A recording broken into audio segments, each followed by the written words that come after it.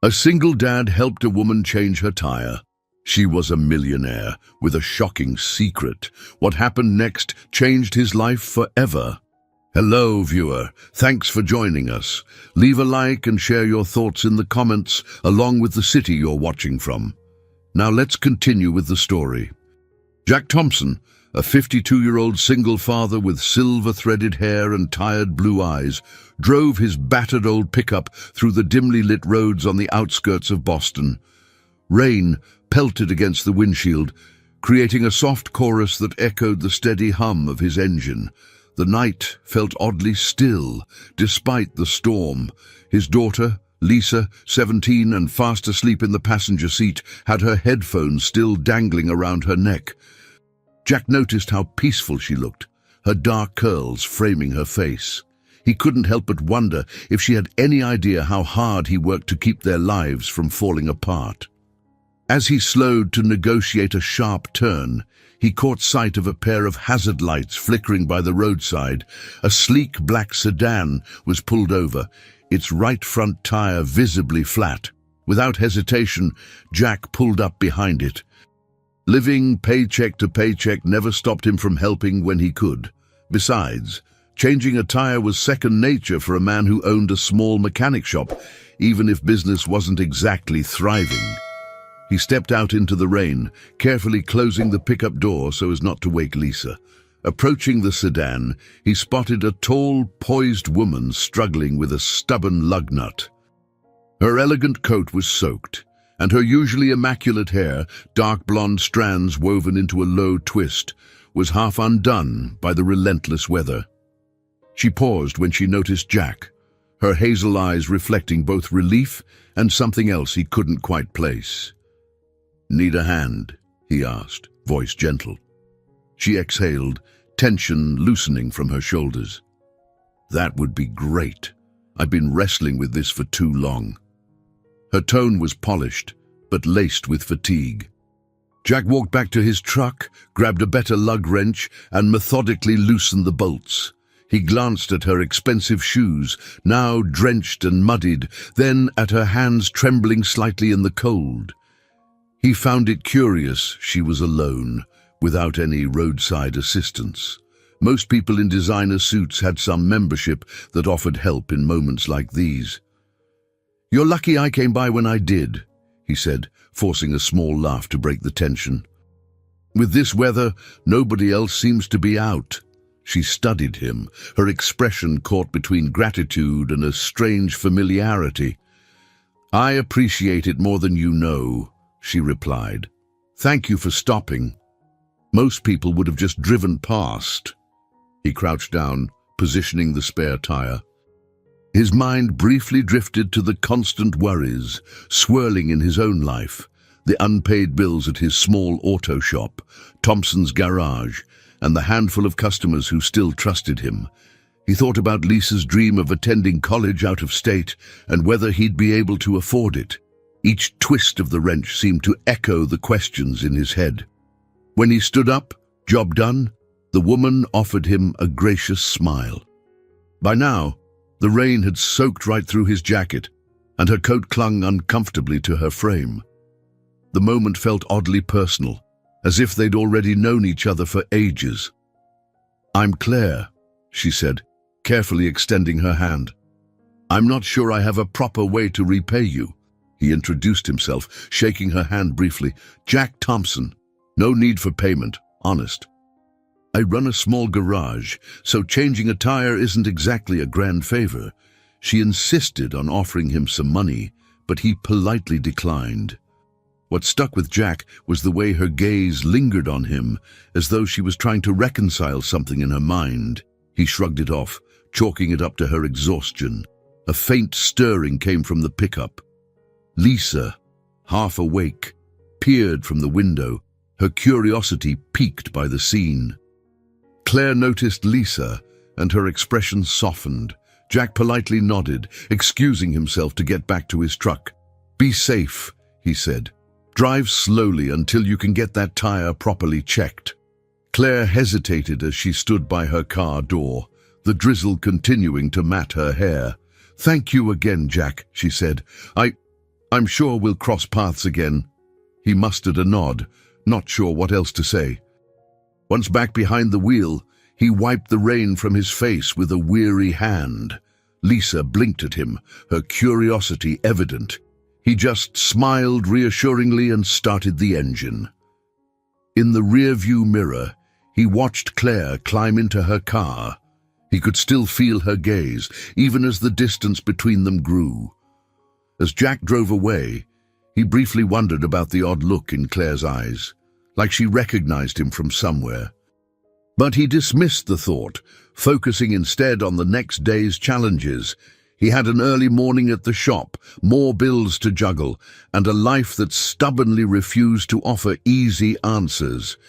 Yet something lingered in his mind, a nagging sense that the chance encounter was more significant than it appeared. He glanced once more at his rearview mirror, but only darkness and rain remained. The next morning, Jack woke at dawn to the familiar rattle of the old heating system in his modest two-bedroom house. Lisa was already up, rummaging through the pantry for cereal. Despite the exhaustion from the long day before, Jack managed a quick smile in her direction as he poured coffee into a chipped mug. "So, you gonna tell me what happened on that roadside last night?" she asked, arching an eyebrow with a playful curiosity. "I saw a fancy car." "And a fancy lady." Jack set down his mug, thinking about how best to describe the encounter. "Just someone who needed a tire changed," he replied, keeping it simple. "She was grateful. End of story." Lisa wasn't entirely convinced, but shrugged. Turning her attention back to her cereal, Jack gathered his things, mentally bracing for the day ahead at Thompson's garage. Bills were piling up, and he had no idea how to cover them all, especially with the unpredictability of customer flow. By the time he arrived at the shop, a small brick building with an old neon sign that occasionally flickered, his longtime friend and employee, Rudy, was unlocking the doors. At 40, Rudy sported a salt and pepper beard that made him look older than he was. He offered Jack a nod and a gruff greeting.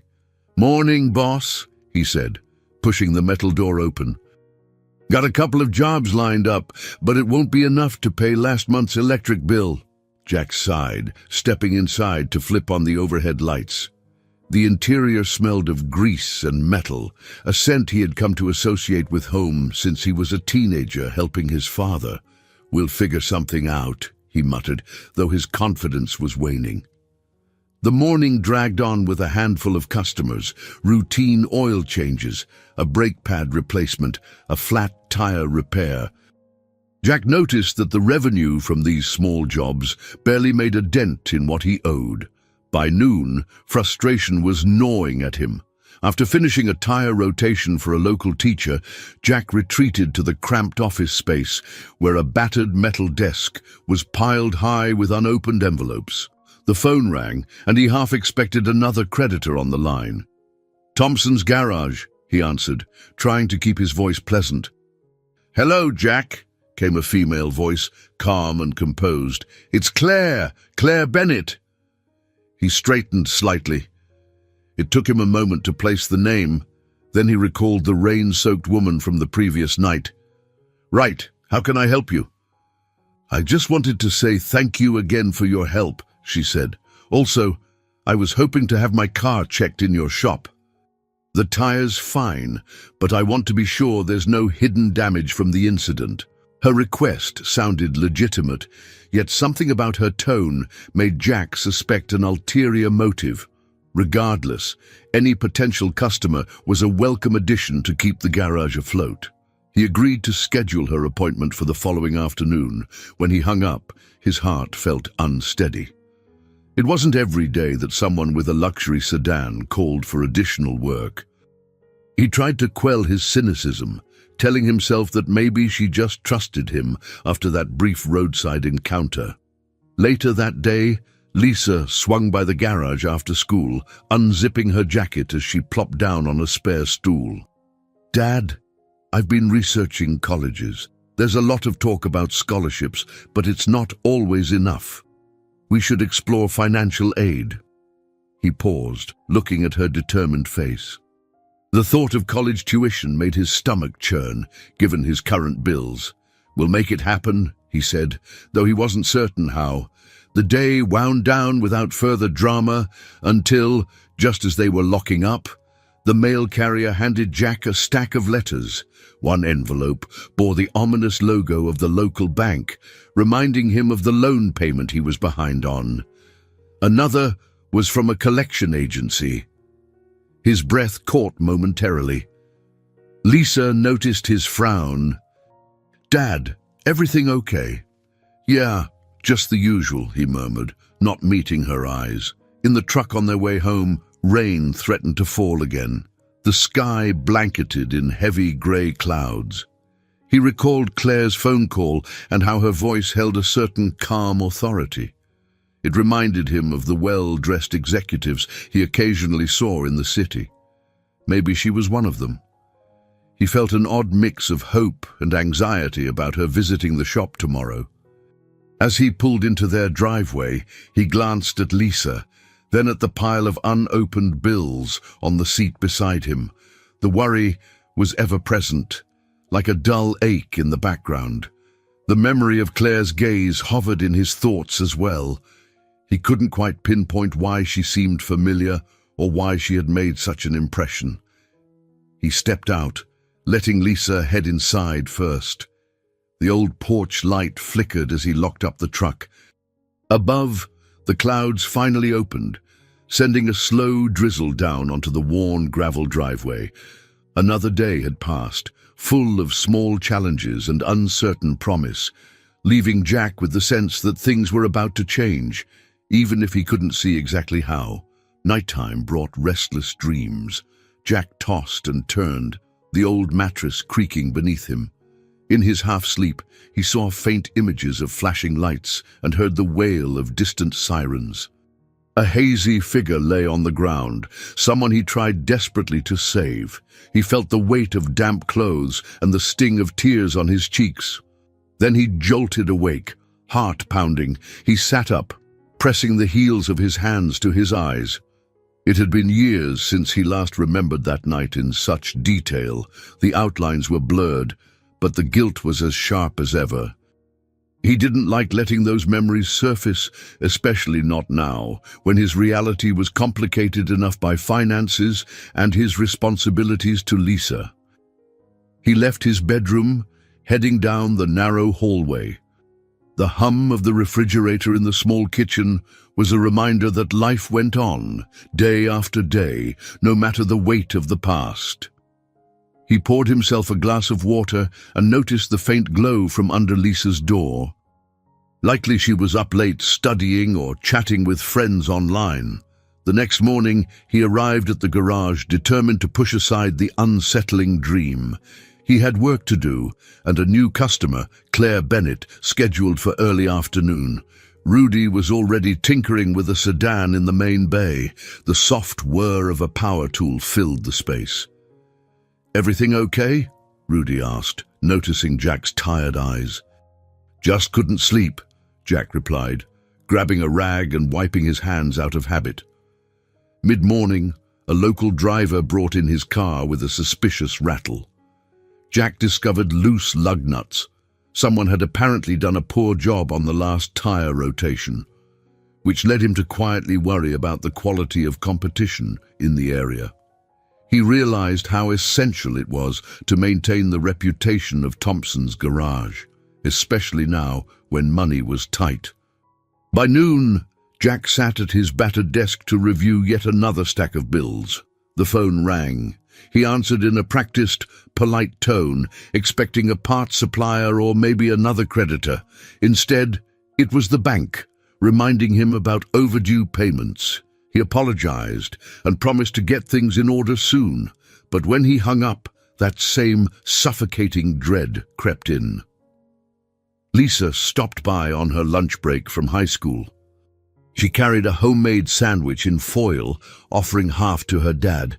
"You look like you could use a break," she said, taking a seat across from him. "Been reading more about scholarships. There's a career and technical education grant. Maybe we can check if we qualify. Jack forced a half smile. We can do that, he told her, though he felt a pang of guilt for not having enough answers. He didn't want to let her down, but the path seemed murky. Shortly after Lisa left, Claire arrived in her black sedan. Jack found himself oddly self-conscious about the garage's cluttered interior. She stepped out gracefully, wearing tailored slacks and a simple blouse, professional but not ostentatious. He guided her to a small waiting area with plastic chairs and an old coffee machine.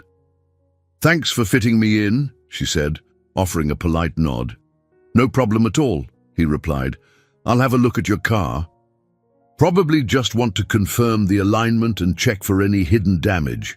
As he began his inspection, Claire seemed strangely comfortable in that humble setting.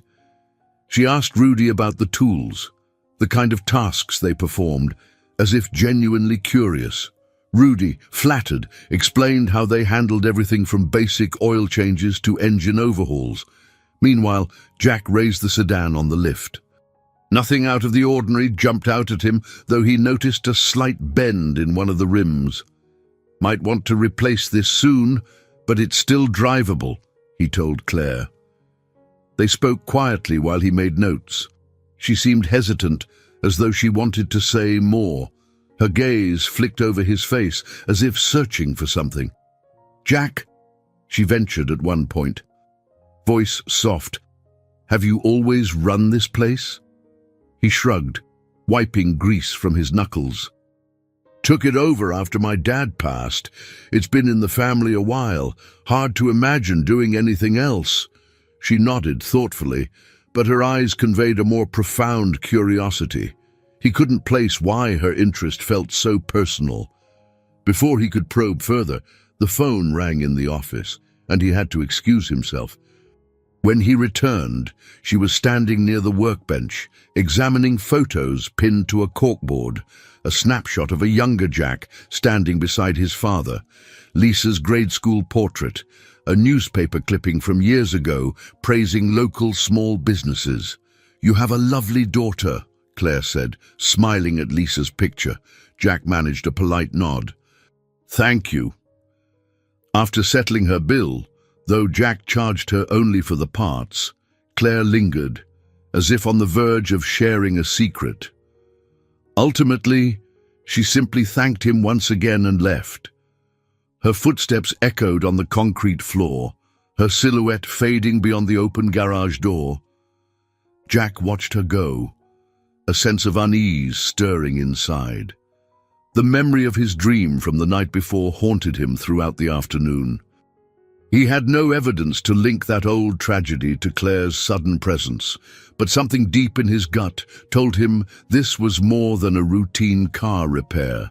Jack's days fell into a steady rhythm of moderate chaos.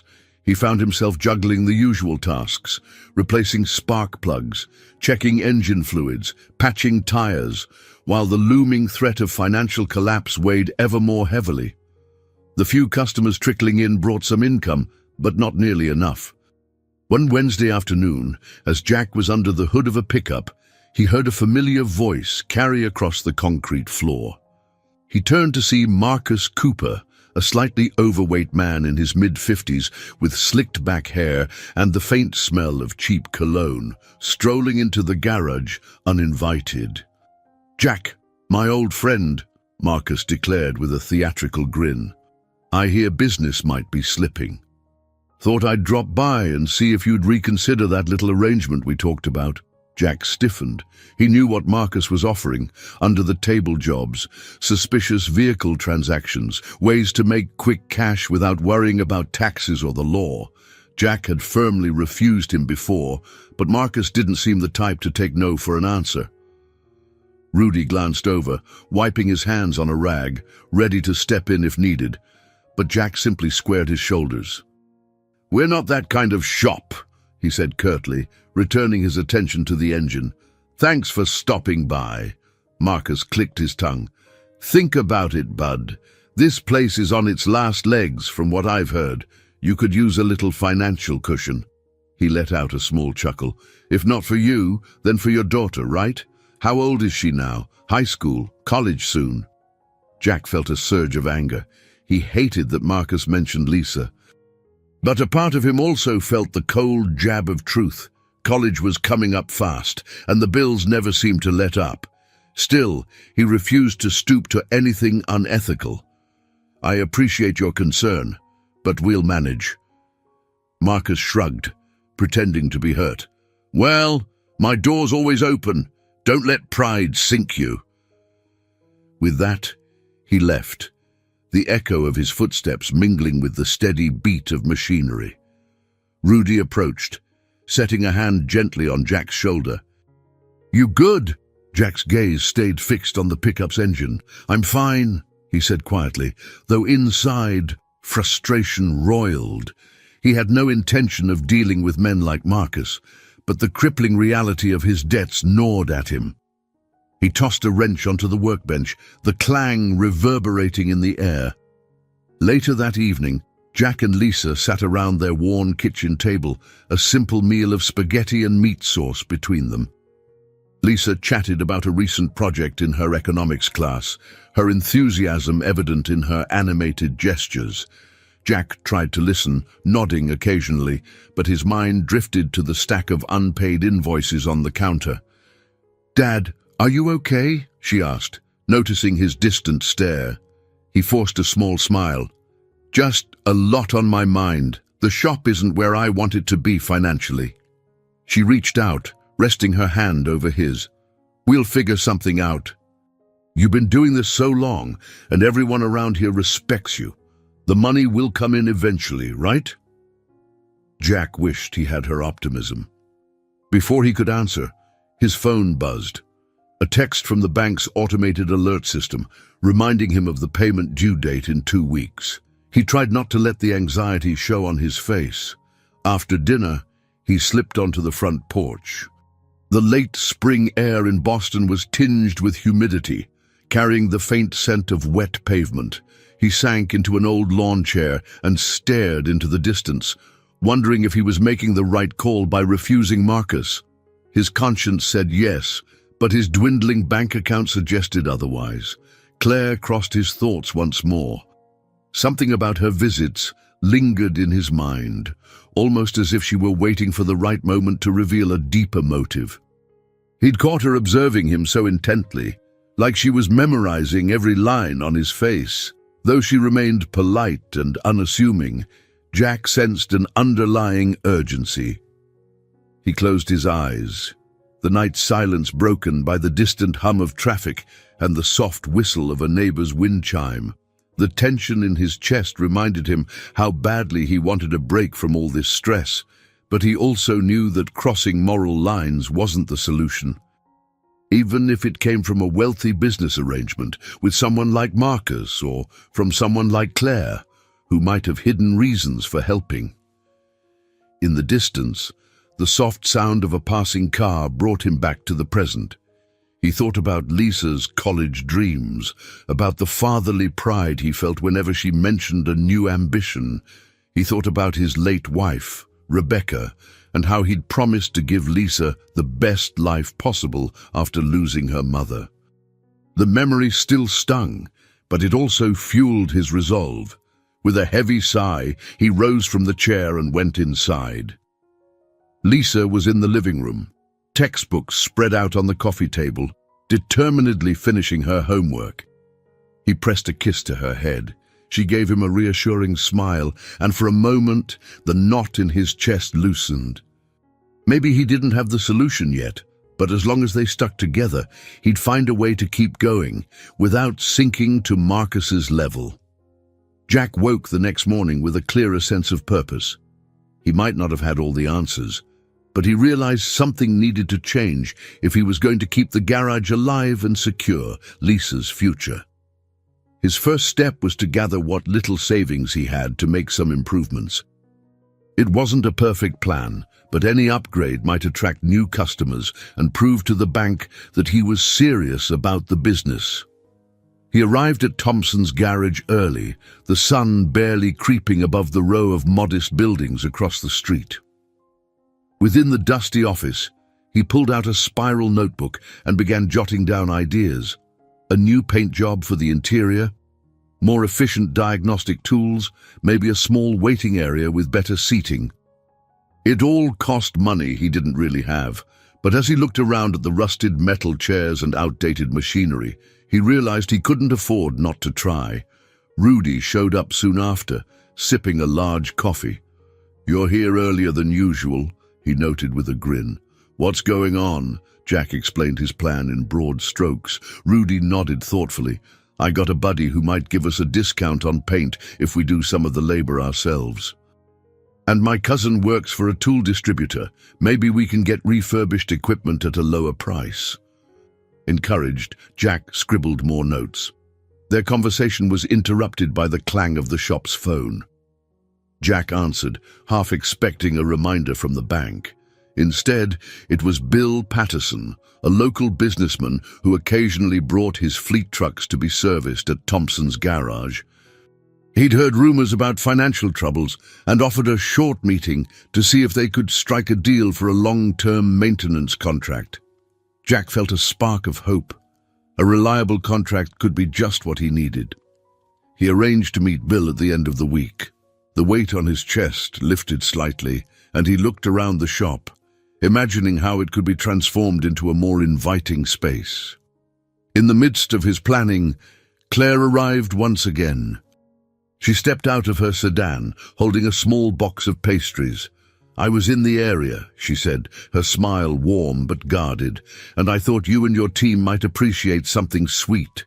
The bakery logo on the box suggested a pricey downtown spot. Jack thanked her, somewhat puzzled by her kindness. He noticed that she glanced around the shop as though evaluating the place. If it bothered her that the floor was oil-stained and the walls scuffed, she didn't show it. He set the pastry box on the makeshift waiting area table, inviting Rudy and a young trainee, Sam, to help themselves. Claire sipped the shop's not-so-great coffee and asked questions about the business. Jack found himself sharing more details than usual: how he'd inherited the garage from his father, the pride he took in honest work, and the struggle to stay afloat against bigger competitors. Claire listened intently, her eyes reflecting genuine interest. "I can see how much this place means to you," she remarked softly. "Have you ever thought about expanding or upgrading?" Jack admitted that he'd been making plans that very morning. She nodded, a thoughtful expression crossing her face. "Sometimes all it takes is the right partnership or the right kind of investment. If you ever need advice, I might be able to connect you with some people." He felt a tug of conflict. Part of him wanted to ask for help. Another part resisted the idea of appearing desperate. There was also that nagging sense that Claire was holding something back. Still, he managed a polite thanks before she left. As he watched her drive away, he couldn't help but wonder what truly lay beneath her friendly demeanor. Later in the day, Jack sat down with Lisa to discuss the future of the garage. She was thrilled at the thought of modernization and offered to handle social media promotions, something that made Jack feel a bit out of his depth. They brainstormed ideas for online ads and ways to highlight the shop's authenticity: family-owned, community-focused, high-quality work. As the sun dipped low in the sky, Jack made a phone call to Thomas Green, his old mentor from his vocational school days. Thomas had once been known for guiding students into successful mechanical careers. If anyone could give advice on upgrading a small shop on a shoestring budget, it was him. Thomas sounded just as Jack remembered, calm and encouraging. "I'm glad to hear you're taking bold steps. Don't let fear keep you from moving forward," he said. "And remember, there are people out there who believe in what you're doing." Jack ended the call feeling a renewed sense of determination. Yes, he was stepping into unknown territory, taking out loans, revamping the shop, leaning on others for assistance, but he also realized that remaining stagnant would only guarantee failure. He looked at Lisa, who was excitedly typing on a laptop, drafting social media announcements. He glanced around the worn walls of Thompson's garage, already imagining the fresh paint and updated equipment. He knew the road ahead was uncertain and that each decision carried risk. But for the first time in a while, he sensed that maybe, just maybe, his determination could spark a positive change. With Lisa by his side and a few allies like Rudy and Thomas, he felt ready to place at least 1 foot forward into the unknown and see where it might lead. 2 days after he'd resolved to renovate Thompson's garage, Jack found himself in the midst of rearranging tools on a newly installed wall rack. He still had far more ideas than cash, but that morning, his old mentor, Thomas Green, showed up in the doorway, sporting a warm smile beneath a neat white mustache. "Hope you don't mind me dropping by unannounced," Thomas said, stepping carefully over a few spare parts on the floor. He looked around, approving the changes. "Takes me back to the old days in the vocational workshop." Jack greeted him with a nod of real gratitude. They hadn't seen each other in person for some time, mostly phone calls or the occasional text.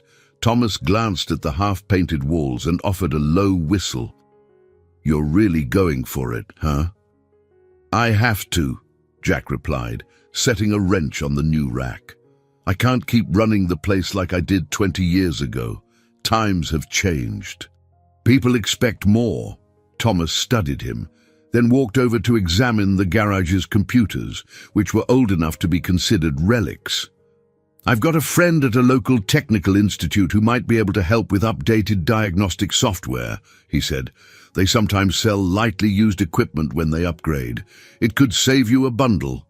Jack nodded, feeling the familiar wave of relief that came whenever Thomas had a suggestion. "That's exactly the kind of help I need." Before they could discuss further, Lisa arrived with a stack of brochures about local college fairs. She spotted Thomas and broke into a smile. "Hey, Mr. Green, Dad talks about you all the time." "Good to see you, Lisa," Thomas said warmly, passing her a gentle nod. "Your dad's been bragging about how bright you are." "Only when he's not fretting over finances," she replied with a small laugh. "He's determined to make the garage work." Thomas's gaze flicked back to Jack. "You know, I'm proud of you for taking these steps. It's easy to cling to the status quo. Harder to risk change." Jack acknowledged the compliment with a wry grin. "The real risk is doing nothing," he admitted, "but it's good to have you around." They spent the afternoon discussing improvements. Thomas agreed to connect Jack with the Technical Institute for discounted machinery. Lisa chimed in about potential social media ads to reach a broader audience. From time to time, Jack felt overwhelmed by the sheer amount of work ahead, but Thomas's calm reassurance kept him moving forward. By late afternoon, they paused to share a quick sandwich. Thomas decided to ask a bit more about the tension Jack was carrying. "So, how bad are we talking with the bank?" Jack set down his food. "We're behind on some loan payments. If I don't show an uptick in revenue soon, the bank might come after the property." Thomas frowned. "That's serious. Have you considered bringing in a partner? Sometimes an investor can lighten the load." Lisa brightened at that. "We've had a couple folks show interest. Bill Patterson, for instance, who runs a small distribution company nearby. And Claire Bennett," Jack added hesitantly. "She's been offering to help, in her own way. She's, well, a wealthy executive." He nearly tripped over his words, uncertain how to describe Claire's role without revealing his confusion over her sudden interest. Thomas noticed the subtle shift in Jack's tone. "Claire Bennett," he repeated. "That name rings a bell. Some business mogul." "Something like that," Jack replied. He avoided mentioning the persistent feeling that she was connected to his past. "She's come by a few times, always offering ideas or resources, though it feels like there's more on her mind." Thomas shrugged. "If her intentions are good, might not hurt to see where that leads. Just tread carefully. The wrong partner can do more harm than good." They finished their meal, then Thomas stood, brushing crumbs from his hands. Let's head over to the workshop computer. I'll show you the site for that tech institute." He beckoned Jack to follow. "No time like the present to get started." Jack logged into his ancient desktop, the screen flickering in protest. Thomas navigated to a page listing used auto-diagnostic devices and machinery. Lisa looked on, taking notes about model numbers and potential prices. As they combed through options, Jack felt a cautious sense of hope rising. Even as he scrolled, he sensed a change within himself, a growing willingness to accept help. At one point, he caught a glance from Lisa that silently said she was proud of him. Her smile reminded him why he was doing all this in the first place, to give her a stable future. Thomas wrapped up his visit by leaving a notepad filled with phone numbers and references. "You've got this," he told Jack, resting a hand on his shoulder. "And if you need my help, you know where to find me." Jack watched his mentor walk out the door, feeling that the path ahead, though still uncertain, was no longer quite so daunting. There was work to be done, and he finally believed he wasn't walking this road alone. Early the next morning, Jack carefully closed the garage's front doors, a handwritten sign taped to the glass, "Closed for renovation." It was a bold move. Turning away potential customers, even briefly, went against every survival instinct he had. But Thomas's advice echoed in his mind, and he knew if he wanted to show real progress, he needed time to make tangible changes. Inside, Rudy and Sam, the young trainee, stood ready. Lisa had come before school started, wearing overalls and a determined grin. The plan was to repaint the interior walls and reorganize the shop floor for better efficiency. Jack hoped a fresh coat of paint and a cleaner layout would create a sense of professionalism, even if they couldn't afford fancy new construction. Rudy pried open a can of grey primer. "You sure about this, boss? We'll lose at least a week of business." Jack nodded, inhaling the faint chemical scent. "It's worth the short-term loss. I'm betting on the long-term gain." They started rolling paint on the walls, covering years of scuffs and dents. It was tedious work, especially with the high ceilings and clutter of mechanical parts. Still, Lisa insisted on helping, climbing a ladder to reach the corners.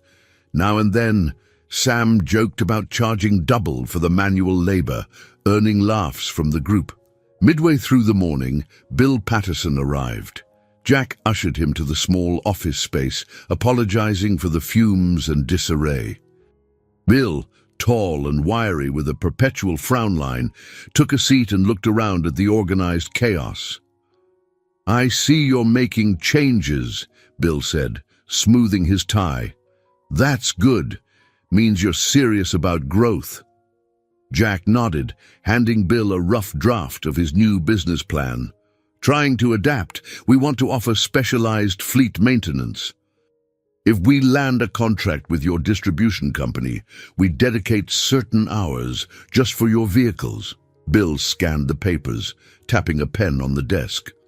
"That's appealing. My trucks could use a reliable place for repairs, and I've always appreciated your honesty." He paused, looking Jack in the eye. "But I need to see consistency. If the garage is often closed or short-staffed, it doesn't do me much good." Jack glanced through the office window at Rudy, Lisa, and Sam painting with gusto. "We're reorganizing so we can handle more vehicles at once, and we have a new plan to bring on an additional mechanic once business picks up." Bill sat back, considering. "All right, let's make a preliminary agreement. I'll start sending a few trucks your way over the next month. If the service meets my standards, quick turnaround, thorough work, I'll sign a longer contract. Deal?" Jack's shoulders relaxed, and he extended a paint-splattered hand. "Deal." After Bill left, Jack couldn't hide his excitement. He shared the news with Rudy and Sam, who both cheered. Even Lisa clapped her hands, paintbrush in tow. It wasn't a full guarantee, but it was a start, something that could stabilize their finances. The rest of the afternoon was a flurry of activity. They hauled out broken chairs, rearranged tool cabinets, and deep-cleaned the floors once the paint had dried enough to walk on. Jack kept an eye on his phone, aware that the bank's deadline was looming in just a couple of weeks. He hoped new opportunities like Bill's partial contract would show the bank he was moving in the right direction. As evening approached, Jack stepped outside for a breather. Standing near the entrance, he noticed Claire's car park on the street. She emerged, greeting him with a gentle wave. "Taking a day off, I see," she teased, glancing at the closed sign. He explained the renovations, and Claire looked genuinely impressed. "This place is already starting to look different. You've got a real vision for it." She walked in, stepping carefully around drop cloths and paint trays. Lisa, recognizing her, waved shyly. Claire smiled back, then turned to Jack. "I meant what I said about connections," she murmured. "I've talked to some acquaintances about you, about your shop." Jack tensed slightly, unsure how to respond. "And there's a local small business development program that might offer grants or low-interest loans," she continued. "It's funded by private donors, but you have to pitch your plan like a real startup." While Jack's initial instinct was to politely decline, he remembered Thomas's encouragement. Maybe it was time to stop shutting doors. "I appreciate that," he said slowly. "Could you send me the details?" Claire nodded, then glanced around at the newly painted walls. "I'll email you tonight. Good luck with all this. I can see you're on the right track." She departed soon after, leaving Jack to wonder about the layers of her motivations. For now, he focused on the immediate tasks at hand, determined to break from old methods and guide the garage into a new era. The following week, the garage reopened with a cleaner, more modern look. Painted walls in a neutral grey, reorganized bays, and a makeshift waiting area with fresh chairs replaced the outdated, torn ones. Lisa had set up an online appointment system which drew curious locals. On a breezy Monday morning, their first official day back in business, Jack stood by the freshly painted sign outside Thompson's garage. It wasn't perfect, but it already felt more professional. Rudy grinned as he flipped the switch on the neon sign that usually flickered. This time, it glowed steadily. "Look at that," Rudy said, a note of pride in his voice. "No stutters. Must be our lucky day." Jack chuckled, stepping inside to greet the first customer, a teacher from the local elementary school. She noticed the changes immediately, complimenting the new seating and tidier layout. The conversation felt like a small victory. As the day progressed, more people wandered in, some purely out of curiosity. A few younger drivers asked about specialized services like performance tuning and digital diagnostics. Jack realized that if he secured the updated equipment Thomas had mentioned, he could expand into areas he'd never tackled. It might set him apart from big chain competitors. Lisa juggled the front desk, occasionally poking her head into the garage to confirm appointments or request a quick fix for a walk-in client. Between tasks, she snuck glances at her college application forms, stashed under the counter. Every time she thought about the cost, a flicker of uncertainty passed across her face, but she kept that to herself. Midway through the afternoon, the distinctive rumble of trucks outside drew Jack's attention.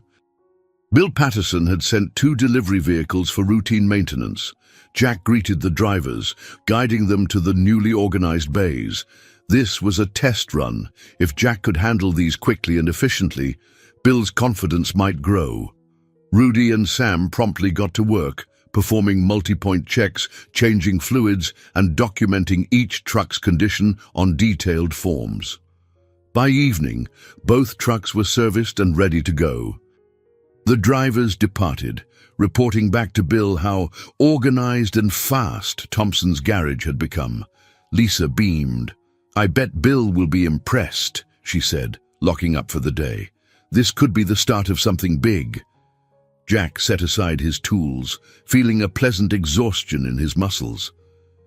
That's the hope. He recalled how only a week ago the shop was in disarray, both physically and financially. They weren't out of the woods yet, but it felt good to see tangible progress. Just then, his phone buzzed. An email from Claire popped onto the screen. He opened it to find details about the small business development program she'd mentioned. A few private donors were set to attend a pitch event next month, scouting for local entrepreneurs to invest in.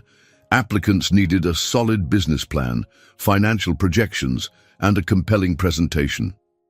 He rubbed the back of his neck, overwhelmed by the idea. Public speaking wasn't his strong suit. Writing up fancy projections and marketing strategies felt foreign. Still, if it meant a possible grant or low-interest loan, it might be worth the effort.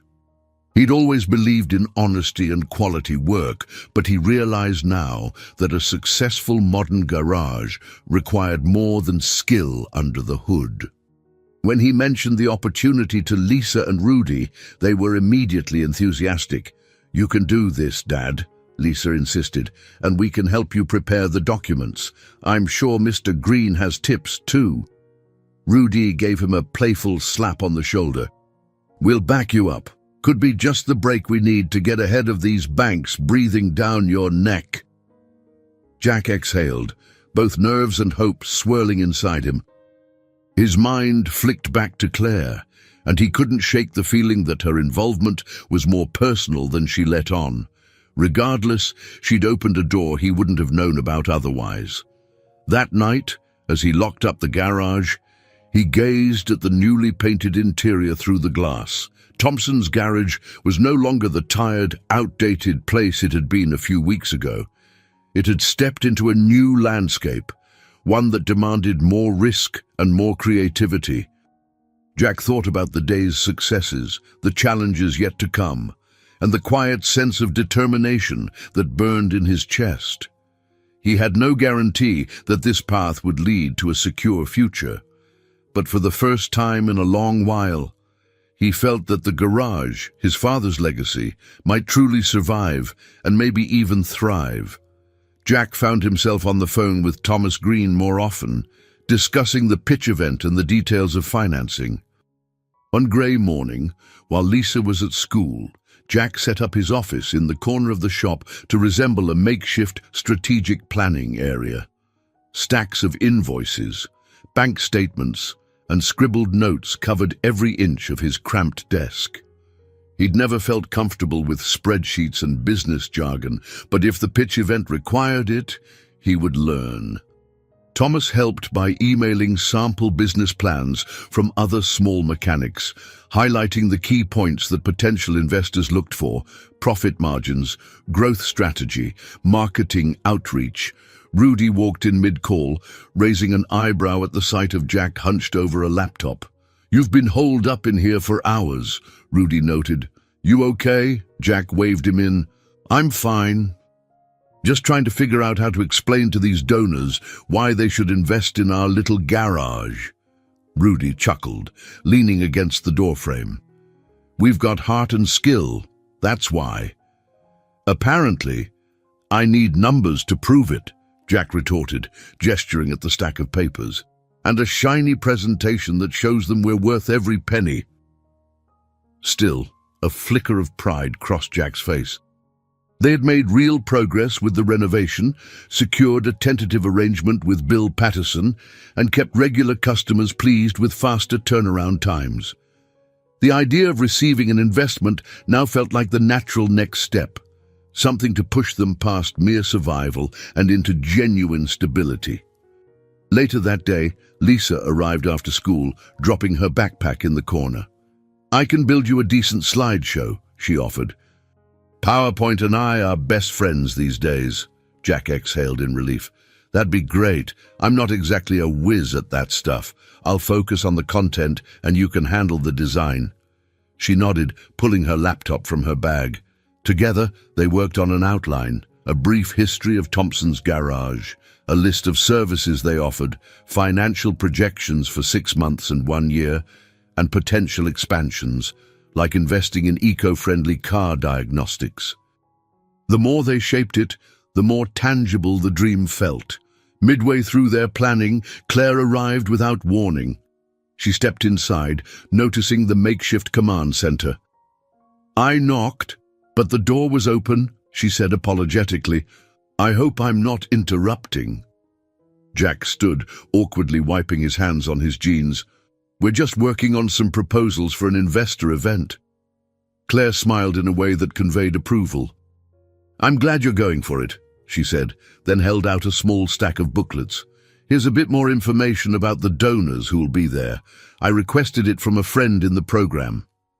Lisa accepted them and scanned the pages. They listed the backgrounds of various philanthropic investors, some local, some from out of state. Claire pointed out a few names she recognized, including a retired automotive CEO who enjoyed supporting small garages. Jack eyed Claire, still puzzled by her consistent involvement. "You really believe we can pull this off?"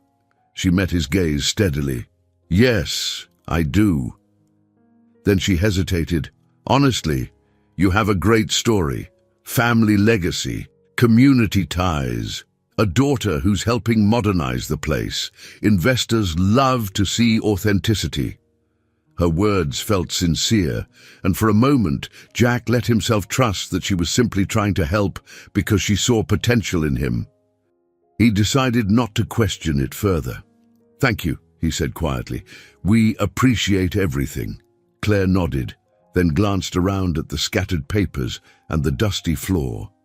"If you need a practice audience for your pitch, I could sit in, give you feedback." Lisa's eyes lit up. "That's a great idea, Dad. It's better than us fumbling through in front of a mirror." Jack scratched his chin. Speaking in front of Claire felt intimidating, but maybe that was the point.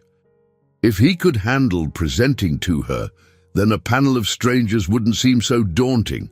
"All right, we'll take you up on that." Claire agreed, suggesting they schedule a time the following week. After a few more pleasantries, she headed out, leaving behind a sense of quiet anticipation. Lisa closed the door behind her, then turned to Jack with a grin. "She really wants to see you succeed, doesn't she?" "Seems like it," Jack replied, a mix of gratitude and curiosity bubbling inside. He sat back down, trying to focus on the pitch outline. A small voice in his mind whispered that there might be more to Claire's motivations, but at least for now, her input was undeniably helpful. By late evening, father and daughter had sketched out a first draft of the presentation. They'd typed up financials as best they could and hammered out a short, compelling narrative about how Thompson's Garage had been a cornerstone of the community for decades. Lisa, referencing her marketing class, insisted they highlight customer testimonials to show the real impact they'd had over the years. When they finally closed the laptop, exhaustion mingled with accomplishment. Jack looked around the cramped office, picturing the garage bustling with new clients, a stable staff, maybe even some advanced diagnostic tools that could put them on the cutting edge of modern automotive care. Though the vision was still a bit hazy, he found himself feeling a cautious sense of hope. The world around him was shifting, new demands, new technology, new kinds of investors, and he was learning to adapt, step by step. For the first time, he felt like he wasn't just reacting to life's blows, but actually shaping his own path forward. A few days later, Jack stood by his truck, loading an old set of tools he planned to donate to the vocational school where Thomas sometimes taught. He was determined to create goodwill wherever he could, especially among young mechanics who might one day join his team. Lisa helped him tie things down securely, her hair pulled back in a loose ponytail. "I still can't believe how much stuff we had just lying around," she remarked, patting an oversized toolbox. Jack nodded. "Better to see it put to use. Plus, the school can't always afford new gear. Maybe it'll inspire a student or two." They drove over, passing quiet suburban streets and a row of small businesses. When they reached the school's automotive workshop, Thomas greeted them with a warm handshake. Students in coveralls peered curiously from behind half-dismantled engines as the trio hauled the donated tools inside. A tall girl with braided hair approached, eyes gleaming when she realized they were giving away real equipment. "Thank you," she said shyly. "We've been short on decent tools for months now." Jack felt a spark of pride as he saw the excitement in the students' faces. It reminded him of his younger self, back when he first realized he had a knack for fixing engines. Thomas caught his eye, nodding in approval. "This kind of gesture goes a long way," he whispered. "Word spreads fast. Community matters." After they left the workshop, Thomas pulled Jack aside. "I heard from the Institute about those refurbished diagnostic tools. They have a few units available, well-maintained, recently replaced." "Interested?" "Yes," Jack replied, not missing a beat. "I might not have the full funds right now, but if I can secure an investment or a small loan, that's where I'd spend it first." Thomas smiled. "Good choice. Let me know if you need me to negotiate anything on your behalf. Those folks trust me." Jack thanked him, feeling that sense of alliances forming around him. He was no longer alone, no longer the solitary mechanic trying to shoulder everything. It felt both reassuring and a bit humbling. Back at Thompson's garage, Rudy and Sam were working on 2 of Bill Patterson's fleet trucks. The partnership looked promising, with Bill hinting he might double the number of vehicles he sent in if the first month went smoothly. Lisa immediately jumped in to help with paperwork, documenting each repair, ensuring they didn't miss any detail. In the middle of the afternoon, Claire arrived once again, this time with a laptop under her arm. "Ready for your practice pitch?" she asked, wearing a friendly yet businesslike smile. Jack cleared his throat, suddenly feeling a bit self-conscious. He motioned for Claire and Lisa to follow him into the office, where they'd prepared a makeshift presentation area. Lisa hooked her laptop to a small projector, displaying their slides on a patch of cleared wall. She then stepped aside, letting Jack take center stage. At first, Jack's voice was stiff. He stumbled over terms like return on investment and projected revenue growth. Claire listened intently, occasionally making notes on a small notepad. Lisa gave him an encouraging nod every time he caught her eye. When he finished, Claire asked a few probing questions. "How will you handle competition from larger chains? What's your unique edge? And what's your fallback plan if Bill Patterson's contract changes?" Jack tried his best to answer, explaining that their personalized, community-oriented approach set them apart. He highlighted their updated equipment plans and emphasis on honesty, values that some bigger franchises sometimes overlooked, but he realized he needed clearer data and more concise replies. Afterward, Claire provided constructive feedback. "You've got a great story, Jack. Family, tradition, local trust. Don't lose sight of that. But the investors will also want to see tangible figures. How quickly you can grow revenue, what your break-even point is if you hire more staff." He thanked her, cheeks slightly flushed. Lisa jotted down notes, determined to refine their slides. For a moment, Jack wondered if he'd bitten off more than he could chew. Presentations, spreadsheets, future projections. It felt so different from just fixing engines. But the encouraging looks from both Lisa and Claire kept him going. Before leaving, Claire asked to speak with Jack privately. Outside, near the newly painted exterior wall, she paused as though choosing her words carefully. "I know this process isn't easy," she said. "I remember how intimidating it can be when you're putting yourself out there." He blinked, curious. "So you've done this sort of pitch yourself?" "Yes," she said, something akin to hesitation in her expression. "A while back, I had to secure funding for a startup venture. Didn't have my family's support at first, so I had to prove myself to a room of skeptical investors. You remind me of that, someone with genuine passion, but maybe not all the fancy corporate lingo." Her honesty surprised him. "I appreciate the help," he said, "even if I still don't quite get why you're this involved." She offered a small smile. "Maybe I see potential that others have overlooked. Sometimes that's reason enough." With that, she departed, leaving Jack to stand in the soft afternoon light.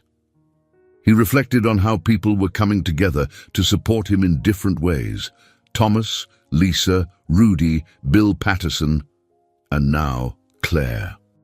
It was a strange, exhilarating feeling to have such a network forming around the garage, especially when only a short while ago he had felt so alone. 2 days after the practice pitch, Jack woke up before dawn, unable to shake an odd feeling in his gut. The day started normally enough. He made coffee, Lisa readied for school, and the sun rose over the Boston skyline. But the tension nagged at him, a low hum of anxiety that refused to let him relax. Mid-morning, as he and Rudy worked on a sports car that needed transmission repairs, a tall figure in a sharp suit walked into the garage. At first glance, Jack thought it might be one of the potential investors, but the man's stern expression quickly told a different story. "Jack Thompson," the man asked, flipping open a leather folder. "I'm representing the bank that holds your business loan." Jack wiped his hands on a rag. "Yes, I've been in contact with your people. We're working on turning things around." The man nodded curtly. "I'm aware. However, the bank is concerned about the payment schedule. Your last installment was late, and you still owe back payments. We need assurance that you'll meet the next deadline." Jack took a slow breath. "I've been making improvements, generating more revenue, working on a new investor pitch." The banker's gaze flicked over the newly painted walls. "That's all well and good, but improvements don't pay the loan by themselves. We need to see a concrete financial plan, or we'll have to consider foreclosure proceedings." Rudy, sensing the tension, stepped closer. "We've got new contracts, ones that can help us catch up." The banker barely glanced at Rudy. "In our experience, good intentions don't always translate into payments. We'll need evidence of increased income, or at least a partial lump sum, within the next 10 days. Jack's chest tightened. I'm working on it. 10 days is a short window. I suggest you prioritize it. If we don't see real progress, we'll have no choice but to move forward with legal measures." With that, the man handed over a formal notice and left as abruptly as he'd arrived. A heavy silence hung in the air. Jack stared at the paper, feeling a wave of dread. The pressure of the pitch event and the bank's ultimatum collided in his mind, creating a swirl of fear he couldn't quite quell. Rudy placed a hand on Jack's shoulder. "We'll figure this out, boss." Jack nodded, but his voice was tight. "Yeah, we have to." As the afternoon wore on, the mood in the garage was subdued. Even Lisa, who arrived after school, sensed the shift. She quickly pulled Jack aside. "You look pale." "What's going on?" He told her about the banker's visit, struggling to keep his frustration in check.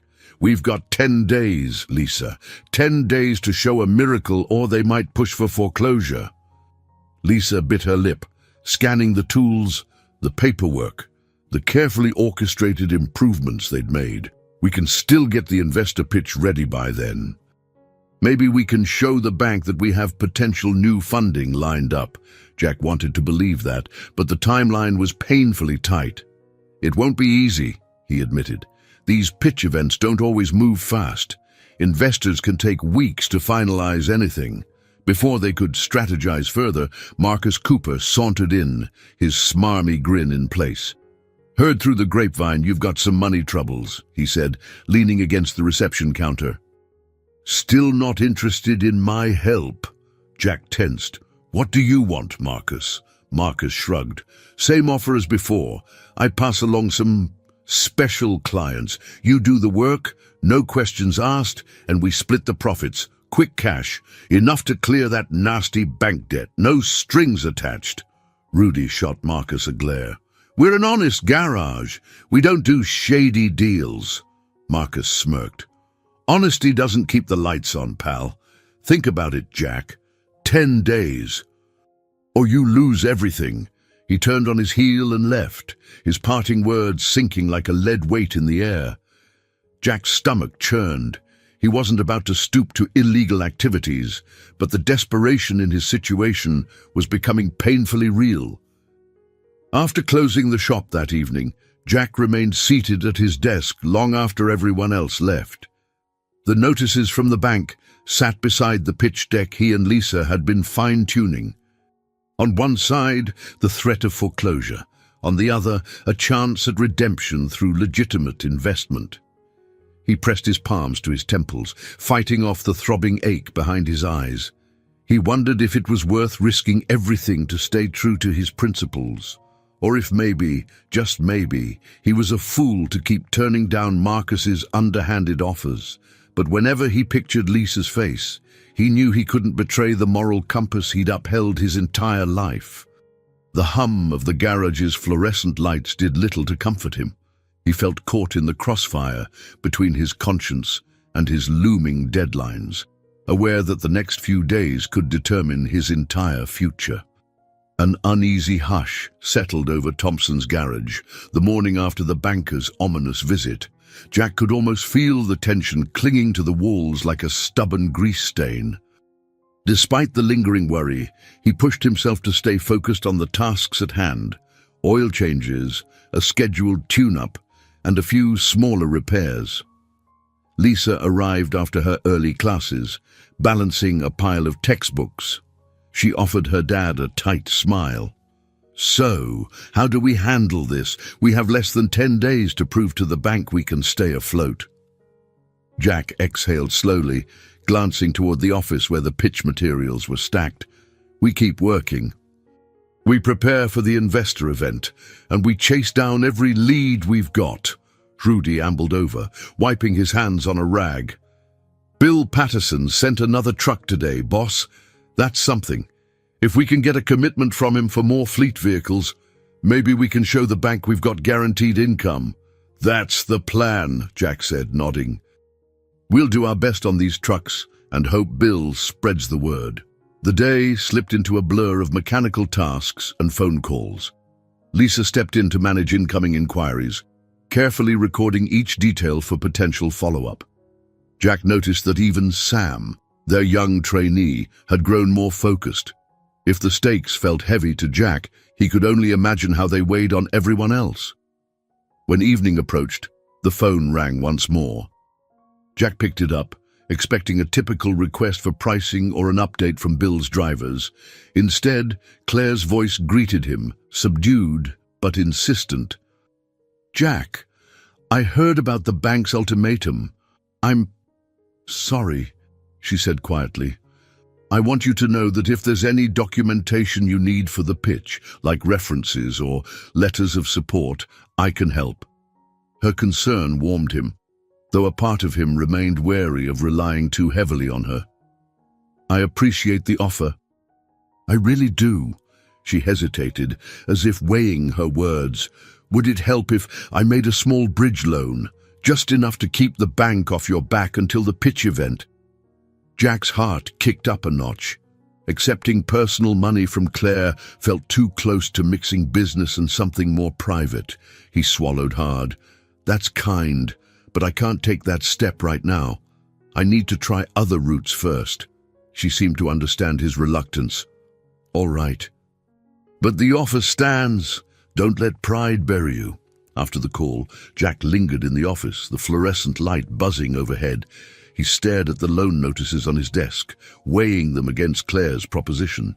Her willingness to swoop in with funds triggered a swirl of conflicting emotions: gratitude, doubt, a flicker of something deeper he couldn't name. By the time he locked up the garage for the night, the sky had darkened into a rolling mass of clouds. A cold wind swept through the parking lot, bringing a prickling sensation to Jack's skin. It felt like a portent of the storms he was about to face, both literal and metaphorical. The next day, just before noon, Bill Patterson arrived with 2 new trucks from his fleet. He strode around the shop, eyeing the improvements. "You're more organized than before," he remarked, nodding at the clean bays and updated signage. "Keep it up, and I might double the contract." Jack's spirits lifted. "We'll have these back to you in record time, Bill. Thanks for trusting us." Bill studied him with cautious approval. "Don't let me down. I'd like a long-term partnership, but I also need stability." As Bill left, Lisa shot Jack a hopeful grin. "If he sticks with us, maybe we can show the bank we've got a consistent client." That's big. Still, Jack's mind spun with the magnitude of tasks ahead. He saw Marcus Cooper drive past the garage in his flashy car, slowing enough to cast a mocking smirk through the window. Jack's stomach turned. Pride or not, desperation might force him to consider unpleasant avenues if nothing else panned out. That evening, the team wrapped up work on Bill's trucks, verifying every detail to ensure there'd be no complaints. Jack triple-checked the list, ignoring the ache in his back and the weariness in his mind. As he closed the hood on the final vehicle, he caught a glimpse of himself in the windshield's reflection. Dark circles ringed his eyes, and lines of worry etched his brow. He silently reminded himself that these trials, unfair as they felt, were shaping him into someone stronger and more decisive. He just hoped he wouldn't buckle under the strain. With Lisa's unwavering support and the small alliances he'd forged, he prayed it would be enough. But as the sun dipped below the horizon, casting long shadows across the polished concrete floor, he acknowledged an unspoken truth. The toughest challenges still lay ahead. A light drizzle pattered against the windows of the house as Jack paged through the pitch materials on the living room couch. Lisa typed furiously on her laptop beside him, refining the final slides. The smell of leftover pizza lingered on the coffee table, a testament to how little time either of them had spent cooking real meals lately. He noticed a slight tremor in Lisa's hand when she reached for a glass of water. "You okay, kiddo?" he asked quietly. Lisa paused, exhaling. "I'm worried, not just about the bank, but college deadlines are coming up. I've been hesitant to tell you, but if we don't find a solution, I might have to defer." Jack's chest tightened. He'd promised himself he'd never stand in the way of her future, yet here they were. He reached out, resting a calloused hand on hers. "I'm doing everything I can. Don't give up on those applications." She gave him a quick nod, then resumed editing the slides. A moment later, the front door creaked open. Rudy poked his head in, rummaging for a spare toolkit Lisa had borrowed for a school project. "Sorry for dropping by, boss. Figured you'd want this out of your living room," Rudy said, lifting the kit in one hand. Then his gaze drifted to the strewn papers on the coffee table. "Preparing for the big event?" "Yeah," Jack replied. "We've got maybe a week left, and I still feel like we're missing something." Rudy lowered himself onto a chair. "You have a good story. You're honest. You're updating the garage. What else do they want?" Lisa snapped her laptop shut. "Solid numbers, apparently. Investors want to see financial projections, not just optimism. We've got some data from Bill's trucks, but it's not enough to prove long-term profitability." A silence settled among them. Jack recalled the man from the bank, his stern face, the ultimatum. Marcus Cooper's offer flickered in the back of his mind, an unwelcome siren song. He clenched his jaw. Rudy cleared his throat. "Jack, I know you're trying to do everything above board, but there's talk around town that Marcus has a bigger scheme going on. Fraudulent titles, staged accidents. It's real shady. You haven't considered—" "No," Jack interjected firmly. "We're not stooping to that." He sensed Lisa's gaze, a mixture of relief and fear. It was a moral line he refused to cross, even if it might save them temporarily. Rudy nodded, seeming relieved himself. "Just had to ask." Before leaving, Rudy patted Jack on the back. "We'll pull through, and if not, well, we'll figure something out. one day at a time. After Rudy departed, Lisa turned to her father, eyes glistening. "Thank you," she whispered. He mustered a small smile. "For what?" "For staying true to yourself," she said. "For not letting me see you compromise your integrity. It means more than you know." Her words cut through Jack's fear, offering a momentary solace, but once she went to her room, the weight of uncertainty bore down again. His phone buzzed with a text from Claire, an invitation for coffee the next morning to discuss final prep for the investor event. He texted back a simple, "Sure." Even a short meeting felt like one more spinning plate. He still couldn't fully grasp why Claire seemed so invested, though her guidance had been invaluable. He'd caught glimpses of vulnerability in her eyes, as though she wrestled with her own regrets or secrets. By the time Jack arrived at the coffee shop the next day, the skies were still overcast, matching his mood. Claire was waiting, a ceramic mug cupped between her hands. She offered a tentative smile as he slid into the chair across from her. "You look exhausted," she noted. Jack shrugged. "Could say the same. You've been running around for me, which I appreciate." She tapped a folder on the table. "I have a few more pointers for your pitch. Market analysis, competitor breakdown, that sort of thing." They reviewed the points together, her polished approach shining through. Jack found himself grappling with complex graphs that compared local auto shops, chain mechanics, and Thompson's projected slice of the market. "This is so corporate," he said, shaking his head. "I'm used to wrenches and engines, not pie charts." Claire's mouth quirked into a faint smile. "You'll do fine, just speak honestly. Investors can smell a phony a mile away." "And you're anything but that." He sipped his coffee, summoning the courage to ask a question that had been gnawing at him. "Claire, why are you so invested in this?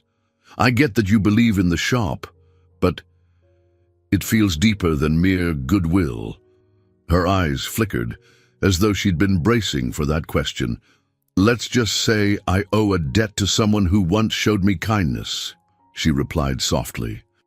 "And maybe I see a chance to do something right, something that might, I don't know, make up for other things." Jack held her gaze, uncertain whether to push for more. Part of him sensed a past connection they hadn't fully acknowledged, but the emotional undercurrent in her tone warned him to tread carefully. After a moment, he sighed.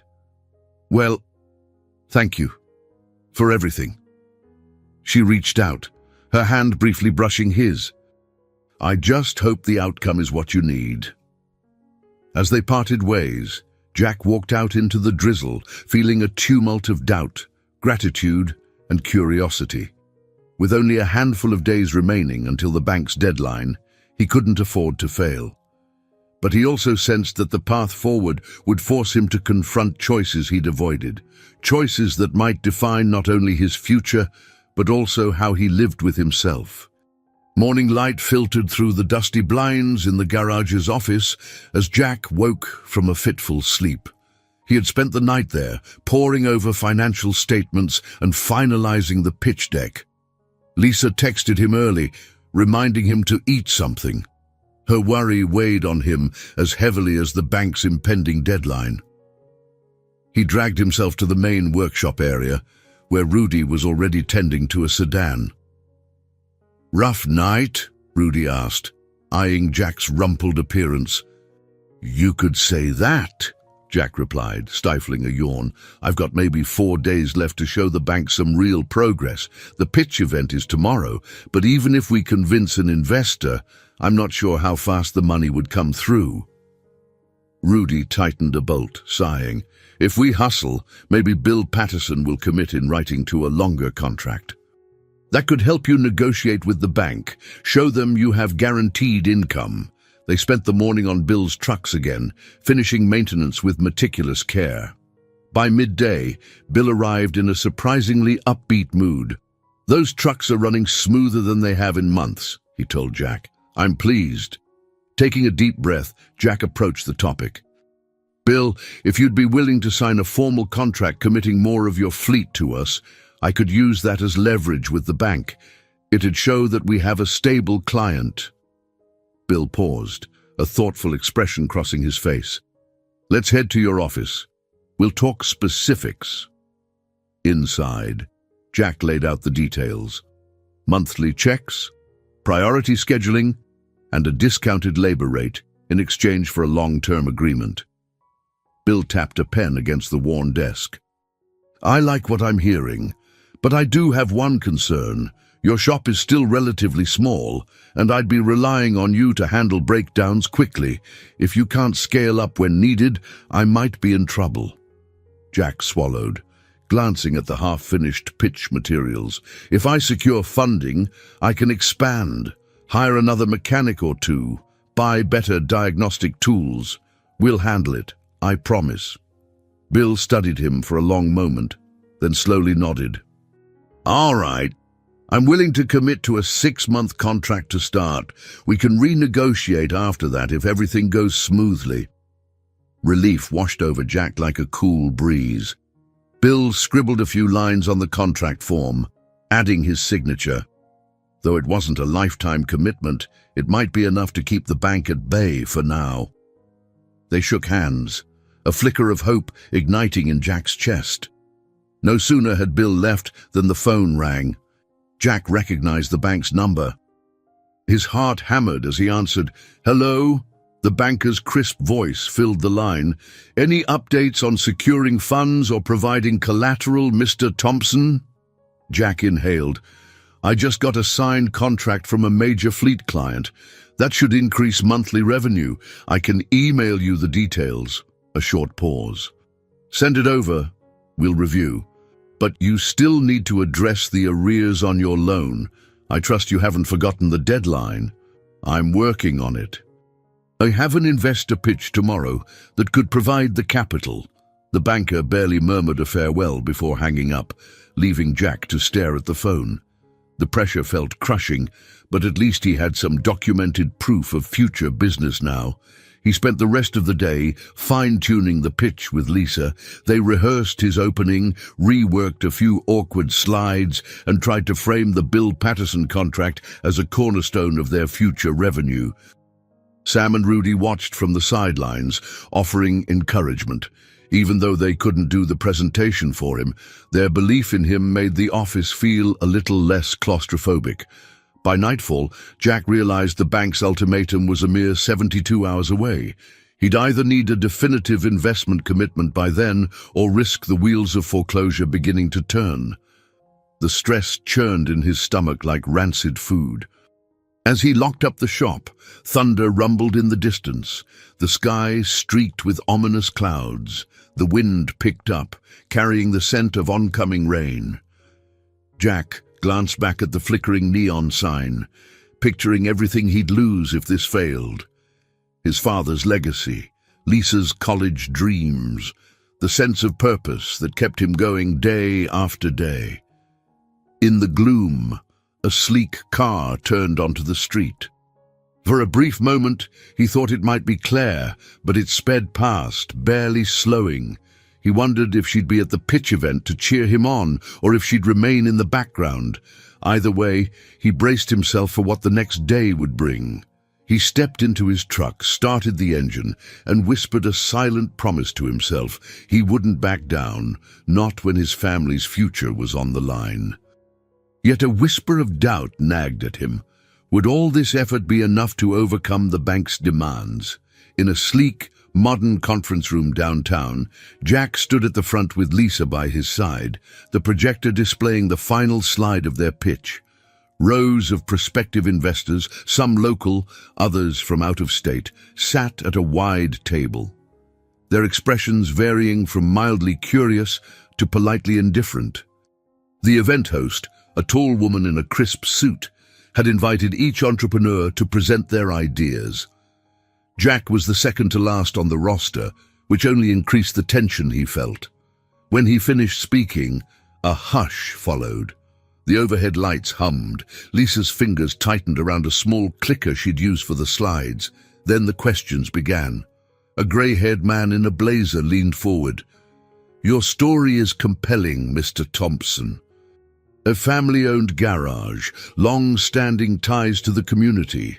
But how do you ensure profitability in an era where large franchises dominate? Jack cleared his throat, steadying his voice. We've updated our shop, introduced new technology, and formed a strong partnership with a local fleet operator. Our approach is personal, reliable, and grounded in ethics. That's something bigger chains often lack. Another investor, a middle-aged woman with dark-framed glasses, studied her notes. What about scaling up? If your business model depends on local relationships, how do you grow beyond your current capacity? He felt a surge of nerves, but Lisa stepped in smoothly. We've allocated part of the proposed investment for additional staff and better equipment. With that, we can handle a higher volume of vehicles without sacrificing quality. Our local approach becomes our advantage rather than a limitation. Jack watched as some of the audience members nodded, interest flickering across their faces. Claire sat off to the side, offering a discreet thumbs up. He exhaled, encouraged by the subtle gesture. Once the Q&A ended, the panel thanked Jack and Lisa. They were told to wait outside while the investors conferred. Jack squeezed Lisa's shoulder, his pulse pounding. "You did great," he whispered.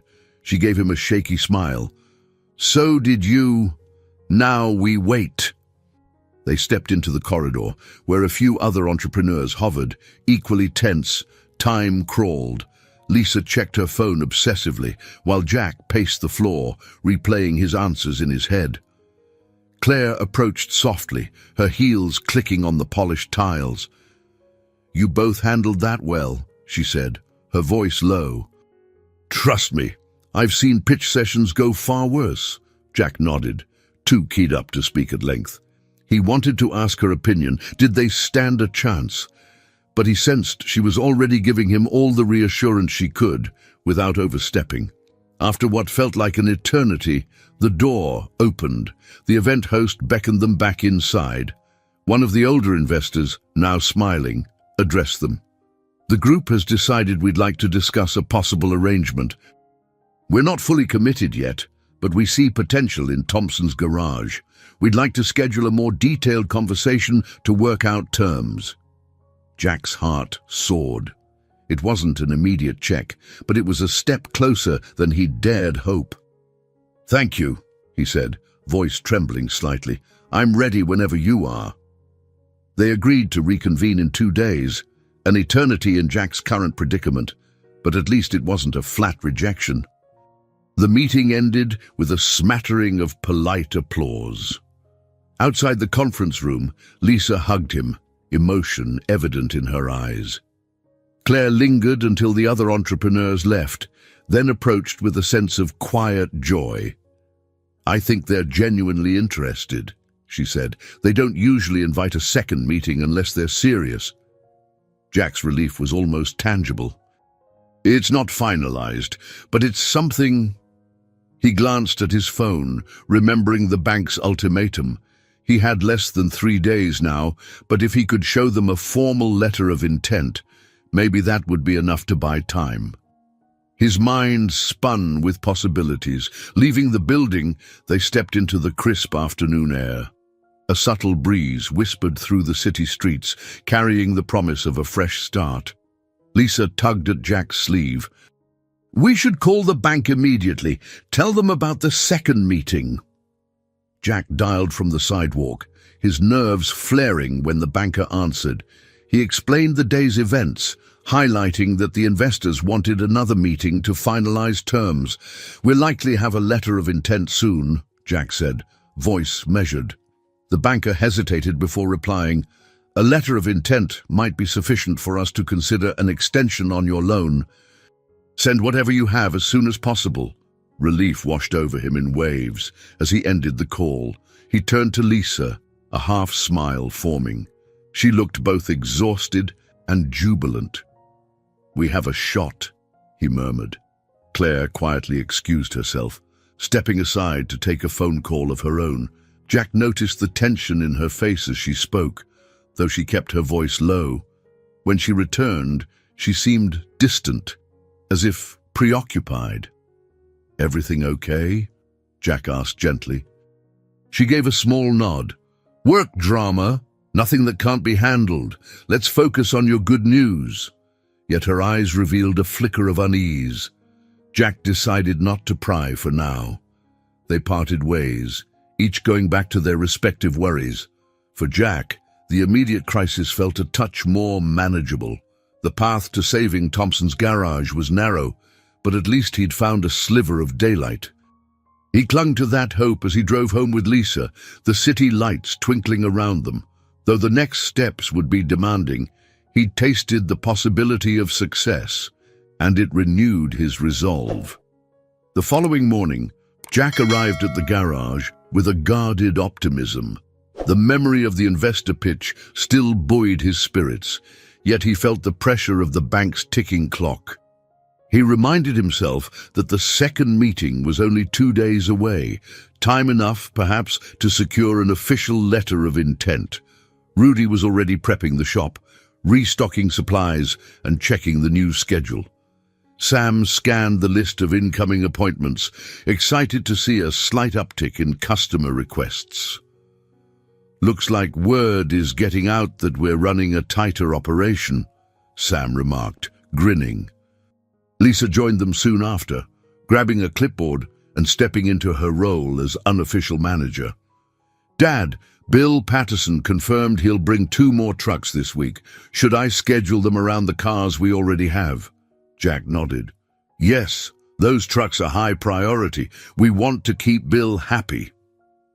He was about to settle into the day's workload when Marcus Cooper strolled in, wearing a smug expression. Jack's stomach churned.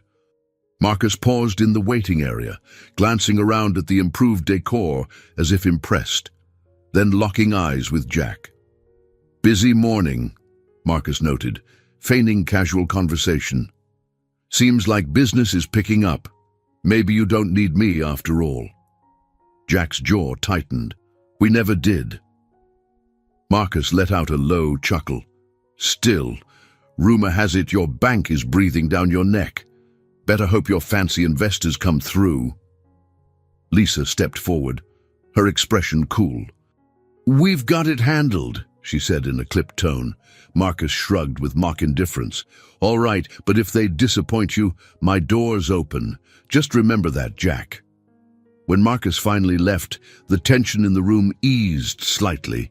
Jack glanced at Lisa, who shook her head in disgust. "He's persistent, and it's really irritating." "Let's ignore him," Jack said, though a part of him felt that Marcus might still pose a threat. They poured themselves into the day's tasks, making sure each repair was thorough. Jack emphasized speed and accuracy, a balance that was challenging to maintain. At one point, Lisa approached him with a worried look. "Dad, the phone lines are spotty again. We can't afford to lose potential customers," he sighed. "I'll call the phone company. Put that on my never-ending to-do list." Mid-afternoon, Claire arrived.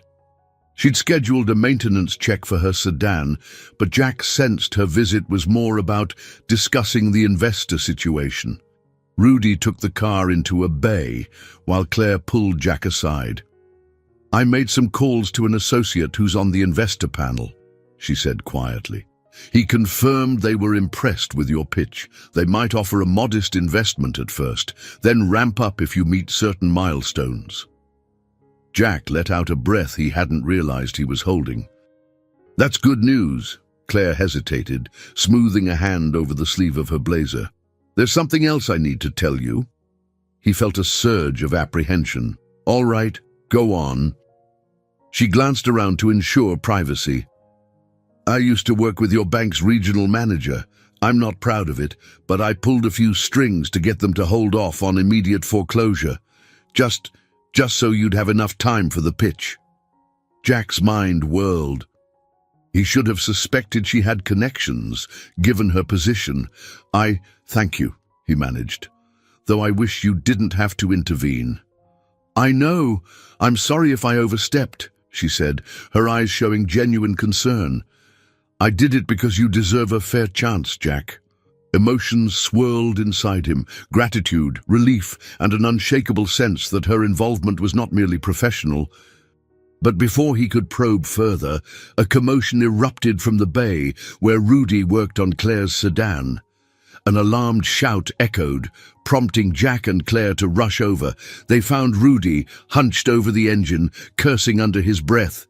A part had slipped from its mount, narrowly missing Rudy's arm. A lesser mechanic might have caused serious damage, but Rudy managed to catch it in time. Lisa ran up, eyes wide. "Is everything okay?" Rudy exhaled in relief, wiping sweat from his brow. "I'm fine, just a close call." Claire, visibly shaken, laid a hand on Rudy's shoulder. "Thank you for catching that. I'm so sorry." He waved off her apology. "No harm done. We'll get it fixed." Though the crisis was minor, it reminded everyone of how fragile their equilibrium was. Jack felt the weight of the moment. A single slip, a single mishap, and everything could come crashing down. As the day wound down, the tension lingered in the air. They were all aware that the next 48 hours would be pivotal. The investor group's second meeting, the bank's looming deadline, Marcus's unwelcome shadow, and beneath it all, the unspoken connection between Jack and Claire, a thread that was growing more tangled with every favor she offered. Jack returned to the office, double-checked the schedules, and gazed at the carefully organized files for the second investor meeting. His hand trembled slightly, memories of the past swirling in the back of his mind, memories that Claire's face seemed to trigger, but he shook off the thought, focusing on the immediate challenges. Outside, dusk began to fall, the sky tinged with oranges and purples. The hum of city traffic felt distant, as though his life had narrowed to just this garage and the ticking countdown of responsibilities. With each passing minute, the stakes rose higher, propelling him and everyone around him closer to a confrontation that no one could fully anticipate. He only hoped that when it came, he'd be ready. Jack woke to the frantic sound of his phone vibrating on the nightstand. For one disorienting moment, he imagined it was the bank calling to say the deal had fallen through. Heart pounding, he grabbed the device, blinking to clear the fog from his eyes. Instead, he saw Lisa's name on the screen. "Dad, where are you?" she asked, her tone urgent but controlled. "It's already 8 in the morning. The investors want a quick update before they give us that letter of intent." He swung his feet onto the floor, ignoring the stiff ache in his back. The day had come, the day that might either save his father's legacy or break it for good. "I'm on my way," he replied, trying to keep calm. He ended the call, quickly dressed, and hurried out. By the time he arrived at Thompson's garage, Lisa was pacing near the reception desk with her phone in hand. "They're waiting, Dad. They asked for a short phone conference to confirm a few final points. If it goes well, they'll email the letter of intent." Jack drew a breath and nodded. He stepped into the makeshift office and put the phone on speaker. As the line connected, the swirl of voices from the investor panel greeted them. Formal, businesslike, yet tinged with a certain optimism. A man with a firm, measured tone began asking questions about staff capacity, future marketing plans, and the updated timeline for paying down the shop's existing debt. Jack answered as best he could, describing Bill Patterson's new 6-month contract, the potential to hire an additional mechanic, and the possibility of further expansions once revenue grew. Lisa chimed in at key moments, showing the research they'd done on local competitors. After 15 tense minutes, the investor's voice lightened. "We appreciate the clarity, Mr. Thompson. We'll send the letter of intent within the hour. It should be enough for your bank to see that you have credible backing." Jack almost felt his knees give out with relief. "Thank you," he managed. "You won't regret this." Once the call ended, Lisa threw her arms around him. Rudy and Sam, who had been hovering at the door, let out a collective whoop. It wasn't a signed check in hand yet, but it was something solid, something they could show the bank immediately. "Send it as soon as we get it," Lisa reminded him. "They need that letter before the day is over, or who knows what they'll try next," Jack agreed, stepping out into the garage bays where the smell of motor oil comforted him like an old friend. He double-checked the state of the vehicles lined up for service, each one a stepping stone to the business's continued survival. They just had to hang on a little longer. Midway through the morning, Claire arrived, wearing a trench coat to ward off the brisk Boston air. She took one look at the beaming expressions on Lisa and Sam's faces and guessed the news. "You got the letter?"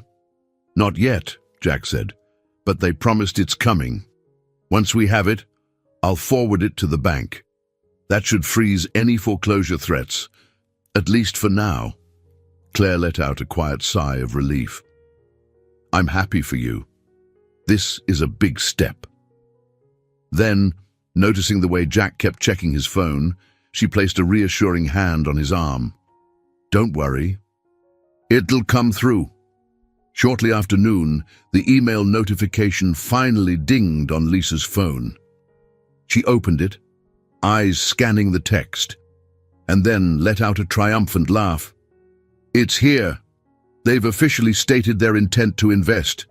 It's not binding, but it's enough." Jack quickly forwarded it to the bank's loan officer, adding a polite note about how the shop was about to receive a capital infusion. In theory, that should earn them an extension or at least pause the foreclosure process. But as the day wore on, the bank remained silent. No acknowledgement, no phone call. Anxiety gnawed at Jack's stomach. By closing time, he was calling the loan officer himself, only to land in voicemail limbo. That familiar knot of stress returned, winding tighter with every minute. Claire noticed him staring at his phone, a line of worry creasing his forehead. "You should drop by the bank in person," she suggested gently. "Maybe they're just sorting out paperwork, but sometimes a face-to-face conversation can speed things up." He nodded, resolving to do just that first thing in the morning. For the moment, the best he could do was wait. As he locked the shop doors that evening, a commotion in the parking lot drew his attention. Marcus Cooper was there, leaning against his glossy car, a smug look plastered on his face. "Heard you got a fancy investor lined up," Marcus called out. "Might be too late, though. Word on the street is the bank's not so lenient these days." Jack clenched his jaw, stepping closer. "I'm dealing with the bank myself. You can keep your rumors to yourself." Marcus feigned concern, pressing a hand to his chest. "Well, if it all falls through, I'm always here with my offer. Think of me as your safety net." "I'd rather jump without one," Jack shot back. He turned away, motioning for Lisa to follow him to the truck. Marcus's laughter echoed behind them, grating on Jack's nerves. Inside the truck, Lisa bit her lip. "He's not going to give up, is he?" "No," Jack muttered, his throat tight. "But we're not giving in. Let's see what tomorrow brings." He drove home under the thinning light, each passing mile stirring an uneasy anticipation in his chest. The investor letter had given them hope, but there was still the bank's silence to break, and Marcus's unwelcome shadow always lurking. One challenge felt overcome, while the next loomed taller. Dawn broke pale and cool over Boston. Jack set out early, determined to confront the bank in person and hand them the letter of intent. Traffic was light, but tension weighed heavily on him as he navigated narrow streets that opened onto the city's commercial district. The bank's imposing glass tower loomed overhead. Jack entered the lobby, nerves jangling with each step on the polished marble floor. He approached the reception desk and explained he needed to speak with the loan officer handling his account. After a brief call upstairs, the receptionist pointed him to an elevator. Moments later, Jack was in a plush waiting area with muted lighting and abstract art on the walls. The difference between this world and his simple mechanic's shop was staggering. He couldn't help feeling out of place. But he reminded himself, he had the letter. He had proof of an incoming investment. Finally, the loan officer, a reserved man named Mr. Harrington, appeared, wearing a tight smile. "Mr. Thompson, let's step into my office." They settled into a sleek conference room, where Jack handed over the printed letter of intent. Mr. Harrington scanned it, carefully adjusting his glasses. Jack could almost hear his own heartbeat pounding in his ears. "This is promising," Mr. Harrington conceded, flipping to the final paragraph. "It suggests your shop might receive significant funds. However, it's not a binding contract." Jack leaned forward, voice firm. "I understand, but it's official enough to show they're committed to investing. If you can grant me a short extension, I'll have the final deal signed in a matter of weeks." The loan officer tapped his fingers on the table. "I'll take this to our management team, Mr. Thompson. I can't guarantee a final answer today, but this certainly improves your case. In the meantime, I strongly advise you to keep making partial payments if possible." Jack's shoulders loosened a fraction. It wasn't an immediate green light, but it also wasn't a rejection. "Thank you. I appreciate your consideration." Back at Thompson's garage, Lisa looked up from the front desk expectantly. "So—" Jack relayed the conversation, and she managed a small, hopeful grin. "That's better than nothing. Now we wait." "Yeah," he sighed. "For them to deliberate, apparently." Rudy suggested they celebrate the minor victory with a team lunch, but Jack was too on edge to enjoy a break. He wanted a definitive answer, not more uncertainty. While Rudy and Sam grabbed sandwiches, Jack and Lisa stayed behind, clearing out old invoices from the office to keep themselves busy. Mid-afternoon, Claire stopped by, noticing Jack's subdued expression. "No news from the bank yet?" He shook his head. "Just the usual waiting game. It's nerve-wracking." She nodded, understanding lining her features. "I can imagine. If you want, I could make a quick call to see if—" "No," he cut in gently. "I appreciate everything, but I'd rather let the bank handle this internally now. I'm grateful for what you've done, but too many calls might make them suspicious or defensive." Claire pressed her lips together and nodded. "All right, I respect that." She lingered for a moment, eyes drifting over the busy shop floor. Mechanics worked diligently on various cars, while a subtle hum of machinery buzzed in the background. "It's impressive how much you've turned this place around," she said. "I remember when I first came, it felt smaller. Now it feels alive." Jack gave a half-smile, scanning the garage. "It's been a group effort. Without Lisa, Rudy, Sam, and even you, it wouldn't be here today." Then his voice grew more solemn. "I just hope I'm not fighting a losing battle." Claire hesitated, then stepped a little closer, lowering her voice. "Sometimes the biggest battles have the most meaningful outcomes. Even if it's not a guaranteed win, it's worth trying." He let that sink in. Before she left, she squeezed his hand briefly, a gesture of solidarity that made him wonder again about the deeper reasons behind her concern. He remembered how she'd nearly revealed something personal a few times, then held back. As dusk approached, Jack closed the garage a bit earlier than usual. He realized he owed Lisa some fatherly time, an attempt at normalcy. They went home, heated up leftover spaghetti, and settled in the living room. She mentioned college deadlines again, her voice tinged with apprehension. "Dad, if the bank doesn't come through or if the investors back out, I can defer. Don't think I haven't thought about it." Jack swallowed hard, swirling his fork in the noodles. "I don't want you to do that, Lisa. We'll find a way." She looked at him tenderly, as if trying to gauge how serious he was. "I know you believe that, but be honest. You're under a mountain of pressure." He set his fork aside, resting a tired hand on her shoulder. "I am, but you deserve your chance at college. I'll make sure you get it, somehow."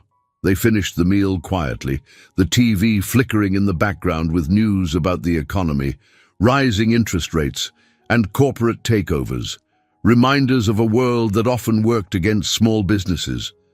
The irony wasn't lost on Jack. Later, as he retreated to his room, a wave of exhaustion overtook him. He stretched out on the bed, staring at the ceiling. He replayed the day's events, his meeting with the bank, the supportive words from Claire, and Lisa's unwavering determination. Thoughts drifted to a memory he couldn't fully suppress. The faint image of a terrifying night 25 years ago. Red and blue flashing lights illuminating twisted metal. At times, that old trauma still haunted him, but it also fueled his compassion. He'd vowed to help strangers in need, no matter the cost. He closed his eyes, letting that sense of purpose anchor him. Outside, a light rain began to fall, tapping softly on the windows, as though reflecting the quiet tension that still gripped his life. Late the next day, Jack was in the office, rummaging through a drawer for some old service records, when he stumbled upon a small box tucked behind stacks of paperwork. Inside lay a collection of newspaper clippings and photographs, artifacts he hadn't dared revisit in years. He slowly lifted the top clipping. The date stared back at him, June 4th, 25 years ago. The headline was blurred from where, "Young man saves teen in tragic accident." Jack's chest tightened. He could almost smell the smoke, hear the screams. There were details about the crash, mentions of the girl he'd pulled from the wreckage. She was only 20 at the time, and her name was... His pulse throbbed. He remembered how quickly she'd been whisked away by relatives after the accident. For years, he'd heard nothing. No follow-up, no thanks, just an echo of that fateful night. Swallowing thickly, he stared at the name again. Claire Bennett. Feeling a tremor in his hands, he realized now with a jolt that the Claire Bennett standing in his shop these days was no coincidence. He'd sensed a connection before, but had brushed it aside, not wanting to believe it might be the same person from his darkest memory. Yet there it was, in black and white. A rap on the office door startled him. Rudy peeked in. "Hey, boss, that minivan's oil change is done. Just need your final check." Jack hastily closed the box, concealing its contents. "Right, I'll be right there." His thoughts spiraled as he walked the shop floor, going through the motions of verifying the service. Should he confront Claire about this? Had she recognized him all along? The notion struck him with both anger and relief. Anger that she'd kept it hidden, relief that maybe, finally, he had some explanation for her involvement. At the end of the workday, he braced himself and called Claire. "Could you come by? There's something we need to talk about, privately." Her voice on the other end trembled just slightly. Yes, of course." She arrived after closing, the garage lights casting elongated shadows across the bay. Jack noticed she appeared tense, her usually poised features marred by worry. He guided her into the office, shutting the door gently. "I think I know," he said quietly, pulling the faded newspaper clipping from his pocket. "This was you, wasn't it?" Claire's face went pale as she read the headline. She closed her eyes, inhaling slowly. "Jack, I never meant to hide it forever. I didn't know how to tell you. I recognized you the moment you helped me change that tire. I was in shock. After all those years, there you were, still the same caring person who..." He took a step back, a tumult of emotions rising. "Why didn't you say something earlier? Did you know how I blame myself for not saving both of you in that car? How I tortured myself, thinking I could have done more?" Her eyes flooded with tears. I was in the passenger seat. My best friend was the driver, and she didn't make it. You pulled me out, kept me awake until the ambulance arrived, and I never had the chance to thank you properly. My family took me away for surgeries and therapy, and I spent years trying to rebuild my life. He pressed his hands over his face for a moment, remembering the swirl of ambulance lights, the thunder of his heart, the feeling of shattered glass under his palms. I've carried that night for a long time, he murmured. It changed my entire life. I lost someone I cared for in that same crash, but you lived. And I never knew what happened to you after. She trembled, stepping closer. I was afraid you'd resent me, or think I was trying to buy your forgiveness by helping with the garage. That's why I held back. But when I saw you again, I couldn't walk away. I owed you a debt of gratitude, maybe more than that, and then I learned about your daughter, your struggles, and my guilt only grew. They stood in silence for a moment, the weight of shared grief settling between them. Outside, a passing car's headlights briefly illuminated their faces. Finally, Jack spoke, his voice hoarse. I wish you'd told me sooner. It hurt not knowing, always wondering if you were okay, or if you even remembered who saved you. Tears slipped down Claire's cheeks. I understand if you can't forgive me, but please know I never meant harm. After that night, I changed too. I worked my way up in business, determined never to feel powerless again. But seeing how you struggled, reminded me how one moment of kindness saved my life. He let out a shaky breath, grappling with the storm of emotions inside. Anger at her secrecy warred with relief and a strange sense of closure. I appreciate all you've done for the garage, he managed, but I need some time to process this. It's been haunting me for half my life. Claire nodded, fresh tears gathering. Take whatever time you need. I'm not going anywhere. If you'll still have me around. They parted ways that evening with no easy resolution, just the tremulous understanding that a long-buried truth had finally surfaced. As Claire's car disappeared into the night, Jack stood alone in the dim office, the newspaper clipping still in his hand. For the first time in a quarter-century, he felt both the weight of the past and the possibility of release pressing upon him. Jack arrived at work the next day, fighting a swirl of conflicting emotions. He'd barely slept after Claire's confession. Memories of that fateful night returned in vivid dreams. Smashed glass, screeching tires, frantic cries. Yet, through the haze of trauma, a delicate thread of hope emerged. Maybe, after all these years, he wasn't alone in his burden. Lisa noticed the dark circles under his eyes. Dad, did something happen? You look shaken. He hesitated, not sure how much to divulge. Claire and I had a talk last night, he said slowly. She revealed some things about our past. I need time to sort it out. Lisa frowned, picking up on his pensive tone, but sensing she shouldn't pry just yet. All right, well, if you need me, I'm here. They went about the day's tasks, preparing for a meeting with the investor group that would finalize details if all went well. Bill Patterson dropped by to confirm scheduling for his fleet trucks for the next week, which gave Jack a small boost of confidence. But that old sense of dread remained in the background, amplified by the knowledge that tomorrow was the bank's final cutoff for deciding on the loan extension. By midday, tension thrummed through the garage like a taut wire. Rudy approached Jack with a clipboard. We got a call from an out-of-town client looking for long-term maintenance for a few high-end cars. Says they heard about us from Claire Bennett. Jack felt a jolt at her name. All right, that's good, I guess. Yet he couldn't ignore the tangle of gratitude and unease that mentioning Claire stirred. Rudy picked up on his guarded tone. Everything okay between you two? She's brought a lot of business our way. If there's something going on, maybe it's personal, Jack cut in gently. Don't worry about it. We'll handle the new clients. The more, the merrier. Late in the afternoon, the call they'd been waiting for finally came. The investor panel wanted to meet on a video conference that evening to confirm terms of their arrangement.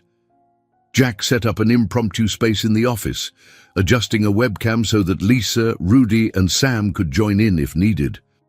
They tested the sound, double-checked the pitch deck, and steadied themselves for what could be the tipping point. When the conference started, the panel members appeared in little squares on the screen, each in a different location, some in home offices, others in corporate boardrooms. Jack spoke first, recapping the developments in the garage, highlighting Bill's contract, the potential new client from Claire's referral, and the reorganization that had increased their daily capacity. One of the lead investors, a woman with short grey hair, leaned toward her camera. "We're impressed by your progress, Mr. Thompson. Our only hesitation is the timing. We prefer to spread investments over several months, contingent on benchmarks." Lisa jumped in, explaining how they'd track metrics like revenue growth, customer satisfaction, and new client acquisitions. The conversation stretched on, a volley of detailed questions and clarifications. Near the end, the panel asked for a moment to confer privately. Jack muted their mic and paced the small office, tension crackling in the air. When they rejoined, the lead investor spoke decisively. "We're prepared to offer an initial sum for immediate use, with additional installments triggered by performance milestones. You'll need to sign an agreement that outlines these conditions, but if you're amenable, we can finalize it within a few business days." Jack felt a rush of relief so intense he nearly forgot to breathe.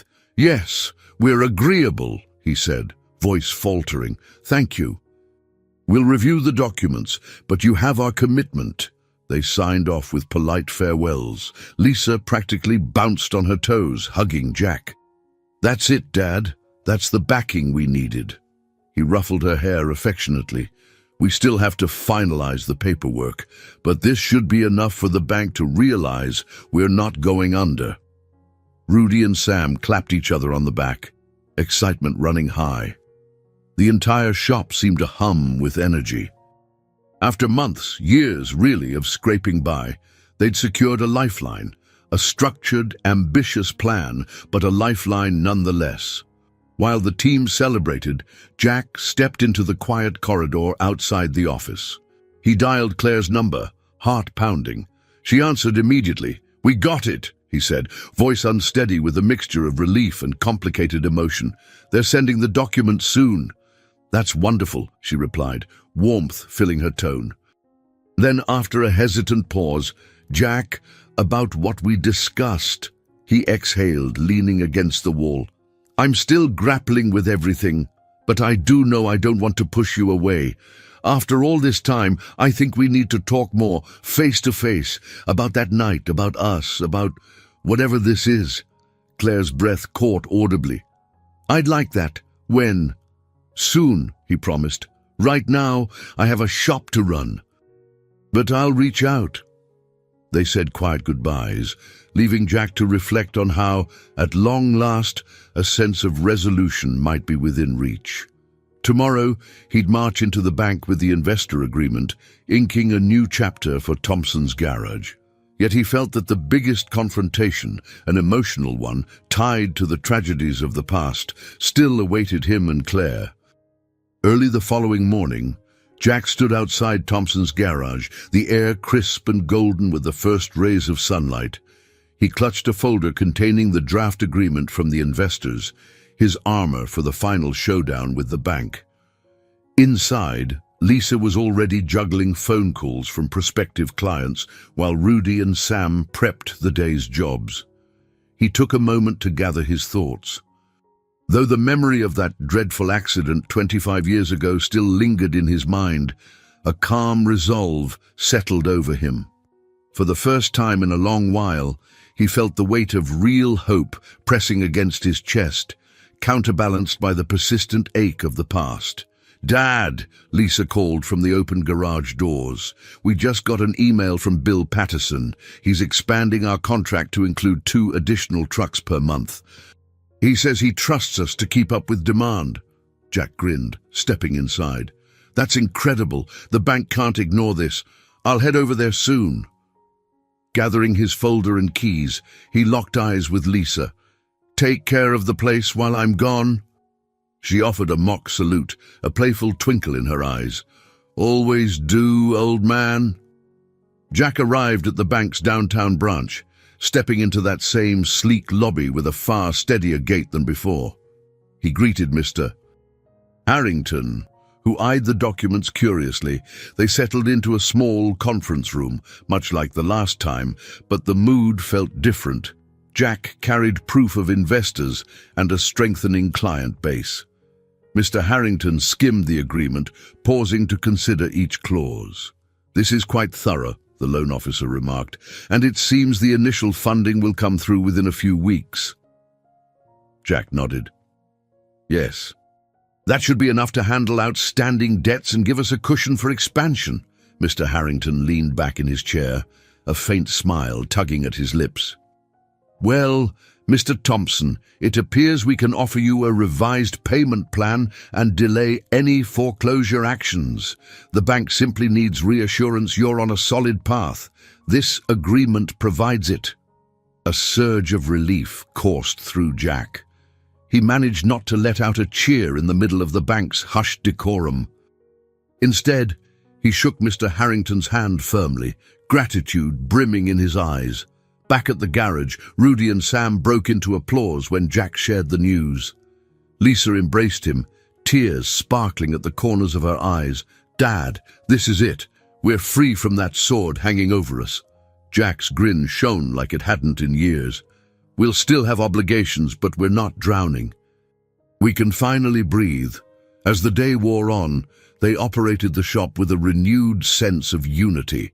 Everyone pitched in seamlessly, finishing repairs ahead of schedule, greeting walk-in customers with a warmth that reflected genuine pride. People in the neighborhood stopped by to congratulate them, drawn by the buzz that Thompson's garage was making a comeback. Near closing time, Claire arrived, parking her sedan around the corner. She approached with a cautious smile, catching Jack's eye from across the shop floor. He excused himself from a conversation with a customer and stepped aside with her. "Congratulations," she said softly, her face reflecting relief and something deeper. "You did it." "We did it," Jack corrected gently, remembering how she'd used her connections and advice. He studied her expression, recalling their emotional conversation about the past. "After we close up, do you have time to talk?" Claire nodded, lowering her gaze. "Yes, I'd like that." Later, when the lights dimmed and the last customer drove away, Jack led Claire into the refurbished waiting area. Lisa and Rudy offered them privacy, heading to the office under the pretense of inventory checks. They sat down on opposite sides of a small table. The overhead light cast a warm glow on the battered coffee machine and the fresh paint of the walls. Jack cleared his throat. "I haven't fully processed everything about that night, but I don't want to keep running from it." Claire inhaled deeply, meeting his gaze. "Neither do I. I regret not reaching out sooner, but I was scared. I didn't know how you'd react." A tremor of emotion flickered across his face. "I've spent years wondering about that girl I pulled from the wreck. If she was okay, if she even remembered my name. And now I know she became you. A successful, compassionate woman who, for reasons beyond business, wanted to help a struggling mechanic." She nodded, tears threatening to spill. "I owe you my life, but it goes beyond that. Your kindness back then changed my perspective on everything. I used to think wealth and power could shield me from pain, but that accident taught me life is fragile. I built a career, yes, but I always felt this responsibility to repay what was given to me." Jack reached for her hand across the table. "I understand now, but you don't owe me anything. I never helped you for a reward." A subtle tremor passed through her. It wasn't just repayment. Over these past weeks, working with you, seeing your integrity, your devotion to Lisa, I realized it's more than a debt. I care about what happens to you." He felt his own eyes welling. The swirl of relief at saving the garage, the closure of a haunting past, and the gentle, unexpected bloom of affection swirled into something overwhelming. "I care too," he admitted, "but I need to be sure we're both moving forward for the right reasons, not just guilt or old wounds." She nodded, squeezing his hand. "I want that as well." They lingered there, surrounded by the faint echoes of the bustling workday that had just ended. Though neither said everything that might be said, both sensed an unspoken promise of healing. Outside, the sun dipped low in the sky, casting long shadows across the parking lot, and yet within Thompson's garage, there was a warmth and clarity that hadn't existed before. A phone's buzz in Jack's pocket broke the moment, Lisa texting to say she'd locked up the office and was waiting outside. He and Claire rose, still holding hands for a brief, tender moment before releasing. Their conversation wasn't finished, not by a long stretch, but with the burden of the bank's threat lifted, they stood on new ground, free to face whatever lay ahead with open eyes. Late spring sunshine poured through the recently cleaned windows of Thompson's garage, illuminating the freshly painted walls and polished concrete floors. Jack stepped inside with a lightness in his step that Lisa hadn't seen in years. Business was steady, and the bank had granted them a workable payment plan. Even so, a hint of worry lingered in his eyes. He was still adjusting to the rapid changes, to the sense that his life might finally be moving forward after decades of hardship and regrets. Lisa waved him over from the reception counter, a pile of paperwork in front of her. "Dad, we got a notice from the local community college about an open house. They're offering a tour of their auto tech department. Sam's interested, and they're looking for local shop owners to volunteer as mentors." Jack smiled at her initiative. "That's a good idea. We're stable enough now to start thinking about giving back to the community. Plus, Sam could use a formal program to sharpen his skills." Lisa jotted down the date. "It's next weekend. I'll email them to confirm we'll attend." Though her demeanor was calm, Jack noticed the college applications she'd discreetly tucked beneath a stack of invoices. She'd been accepted to several universities, but she still seemed reluctant to discuss her final decision, possibly wanting to see if the shop could truly stand on its own. Jack's heart clenched at the thought of her delaying her dreams on his account, but he also understood her need for reassurance. Rudy and Sam emerged from one of the bays, wiping grease from their hands. "Boss," Rudy called out, "that new client's sports car is good to go. Fancy stuff, turbocharged engine, all the bells and whistles." Sam grinned. "Never thought I'd be tinkering with something that costs as much as a house." Jack clapped a hand on Sam's shoulder. "Get used to it if we keep expanding. There's a market for specialized, high-end repairs, and we can handle it." They exchanged quick smiles, a shared sense of accomplishment. For years, Thompson's garage had limped along, struggling against financial stress and external competition. Now, people were talking about them in positive ways, recommending their honest, thorough service. The shift felt almost surreal. Later that afternoon, Claire arrived. Jack spotted her elegant silhouette as she stepped out of her sedan and walked toward the waiting area.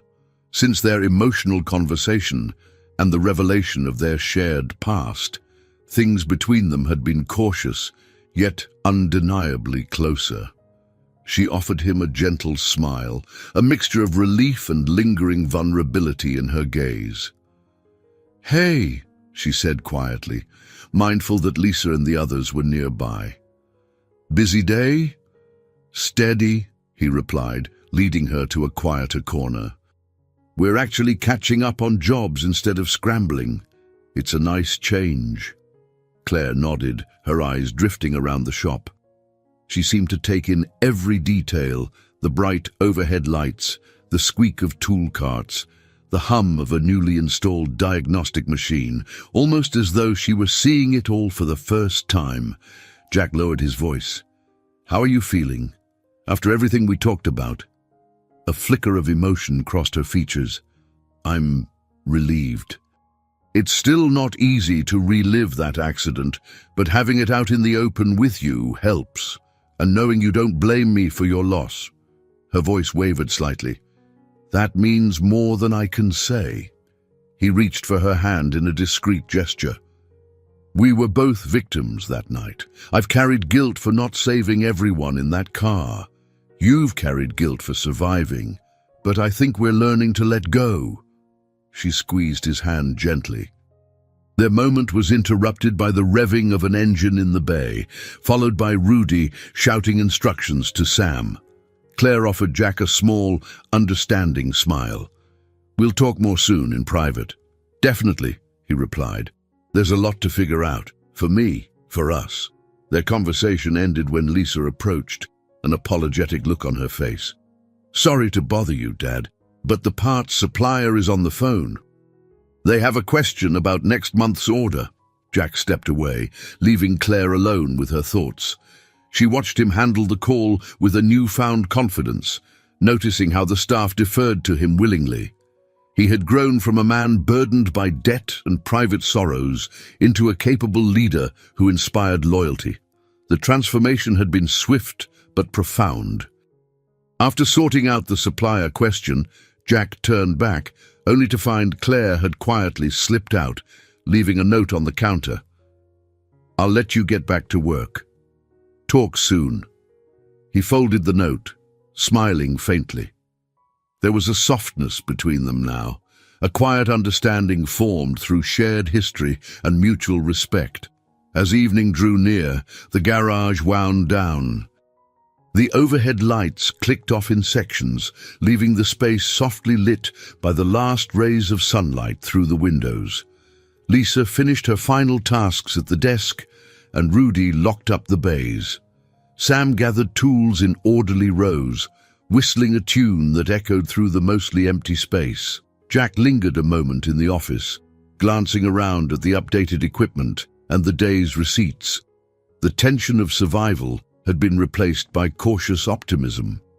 He recognized that their personal journeys, his acceptance of a painful past, Claire's gratitude for a second chance, Lisa's dreams of college, were all in flux, delicately balancing on the edge of new possibilities. Tomorrow promised more repairs, more phone calls, and more small victories. But for the first time in what felt like a lifetime, Jack Thompson looked forward to each next day, determined to safeguard what he'd built and nurture the growing connections in his life. He locked the office door, stepping into the warm evening air with a renewed sense that, despite all he'd lost, something beautiful was taking root in its place. The following weekend, Jack found himself in a place he never expected to be again.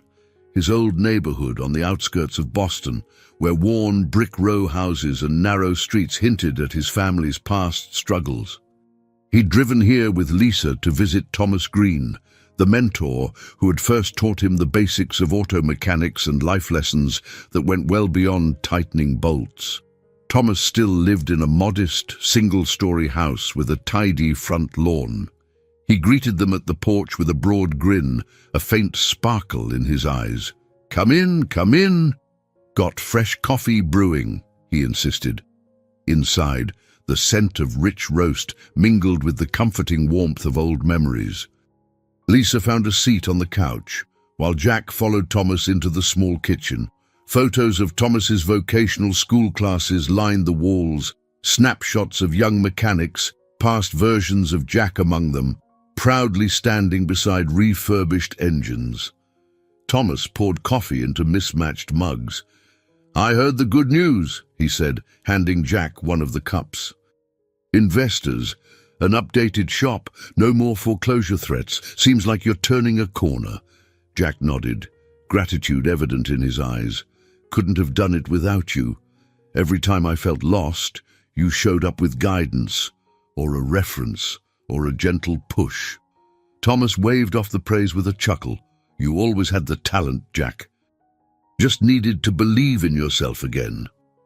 They settled in the living room, where Lisa was flipping through an old scrapbook of automotive magazine clippings. She found a black and white photo of teenage Jack, smiling ear to ear beside a vintage Mustang. Dad, I never saw this before.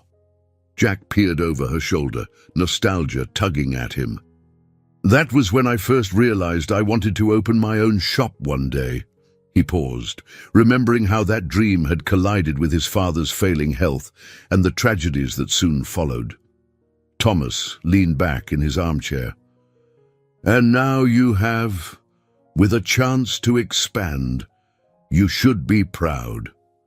As they talked, the conversation shifted from the garage to Lisa's future.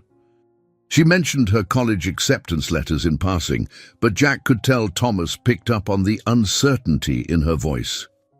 The older man set down his coffee and regarded her kindly. You're worried about leaving your dad alone with the shop, Thomas surmised, his gaze flicking between Lisa and Jack, or maybe worried about how he'll manage without you. That's normal. But don't forget, he survived before you were old enough to help, and he'll find a way to keep going. Lisa managed a small laugh. I know. It's just, we've worked so hard to get the business on stable ground. I don't want to abandon ship now. Thomas smiled gently.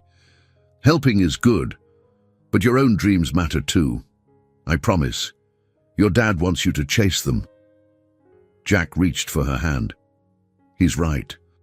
If the shop can't stand without you, then I haven't done my job as a father and as a business owner. A reflective silence followed. Lisa exhaled, as though letting go of a burden she'd been carrying for months. She seemed lighter, more resolute. Then I'll make a decision soon, she said, eyes bright. No more deferring the applications.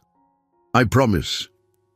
They finished their visit with laughter and stories of Jack's vocational school days, practical jokes, late-night engine rebuilds, the camaraderie that formed between people solving mechanical puzzles together. By the time they stepped back onto the porch, the sun was dipping low, painting the sky in hues of rose and amber. Thomas shook Jack's hand firmly. You ever need anything else? You know where to find me? On the drive back to their current neighborhood, Lisa stared out the window, watching the city lights blink into view. I didn't realize how much I needed that talk, she murmured. Seeing how you started out, how it all came together, it's inspiring. Jack shifted gears, merging onto a more familiar road. We all start somewhere. I'm just glad you're not holding yourself back because of me. She nodded, leaning her head against the seat. I'm still a bit nervous, but I'm excited too. College could open so many doors. And you in the garage. You'll be okay. A soft smile touched his lips. We will. We might even be better than okay. They rode the rest of the way in a contemplative hush, both reflecting on how life had changed. Where once every decision was fraught with uncertainty, now there was a sense that challenges could be met head-on, solutions found, and dreams pursued without constant fear. Pulling up to the house, Jack noticed a message on his phone from Claire, asking if he wanted to meet for dinner soon. He felt a flutter of anticipation that he hadn't experienced in years, realizing he genuinely looked forward to building something more than just a casual friendship. The weight of the past was slowly receding, replaced by possibilities he never thought he'd embrace again. The Monday after visiting Thomas, Jack found himself unexpectedly invited to give a short presentation at a local small business meetup, where entrepreneurs gathered to swap advice. One of the investors who had backed Thompson's garage had recommended him as a success story, a phrase that still felt strange on his tongue. Lisa insisted on accompanying him. She wore a smart blazer and carried a laptop filled with photos of the garage's transformation. They arrived at a modest community center, a converted brick building with posters of past events lining its entrance. Inside, a dozen or so small business owners gathered, some with coffee cups, others with notepads. Jack recognized the anxious look in their eyes, the desire to make a dream work against long odds. It reminded him of the weight he had borne not long ago. The organizer, a middle-aged woman named Denise, approached with a welcoming smile. "Jack Thompson, Denise Sparks, we're so happy to have you speak today." He gave a humble nod, feeling a twinge of self-consciousness. "I'm just a mechanic who got lucky," Denise laughed lightly.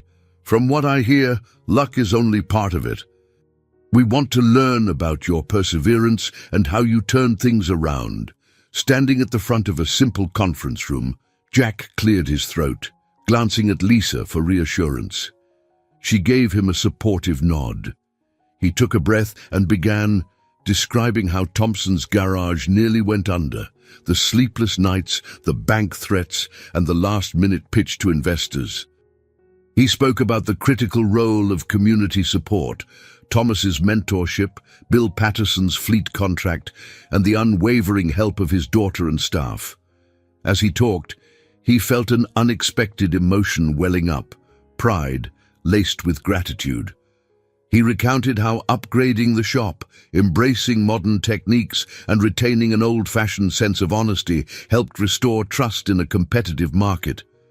He ended by acknowledging that none of it would have been possible if he'd given in to despair or cut corners for quick cash. When he finished, the small audience applauded. Several people asked questions. How did he handle the fear of failure? Did he ever consider giving up?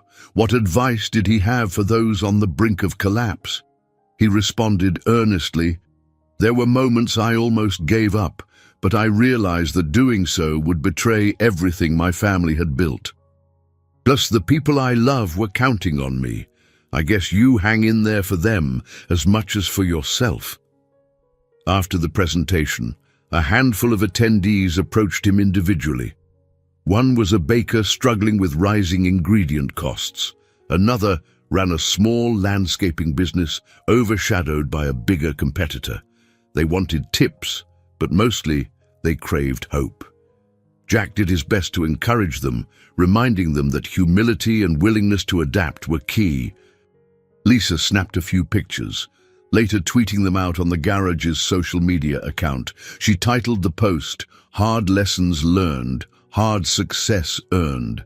Jack overheard her mention to another attendee how proud she was of her father's journey, and his eyes stung with emotion he tried to hide. On their way out, Denise caught them at the door. "Thank you, Jack. Your story resonated with more people than you realize. Small business is tough. Hearing about your near collapse and recovery gives the rest of us hope." Jack gave a small, grateful nod. "Glad I could help, Denise. I've been in those shoes, not knowing if I'd keep my doors open another week." Before leaving, Lisa and Jack pinned a flyer on the community center's board, promoting Thompson's Garage's new mentorship efforts for local trade students. They lingered a moment, scanning other announcements: free legal aid for startups, micro-loan programs for women-led businesses, a notice about a weekend farmers market. It hit Jack that just a few months back, he would have been too preoccupied to care about anyone else's struggle. Once they walked outside, the afternoon sun warmed their faces. Lisa exhaled contentedly. "I like seeing you give advice instead of desperately needing it," she teased gently. Jack nudged her shoulder. "Me too. It's nice to be on the other side for a change." As they headed to the truck, Lisa mentioned an email she'd received from a university, an invitation to an orientation session in a few weeks. He recognized the flicker of excitement and hesitation in her eyes. "You should go," he said softly. "Check it out. We'll figure out the details together." She hesitated, then nodded. "All right, I'll accept the invite." And I won't worry so much about leaving, because I see how strong you and the team have become."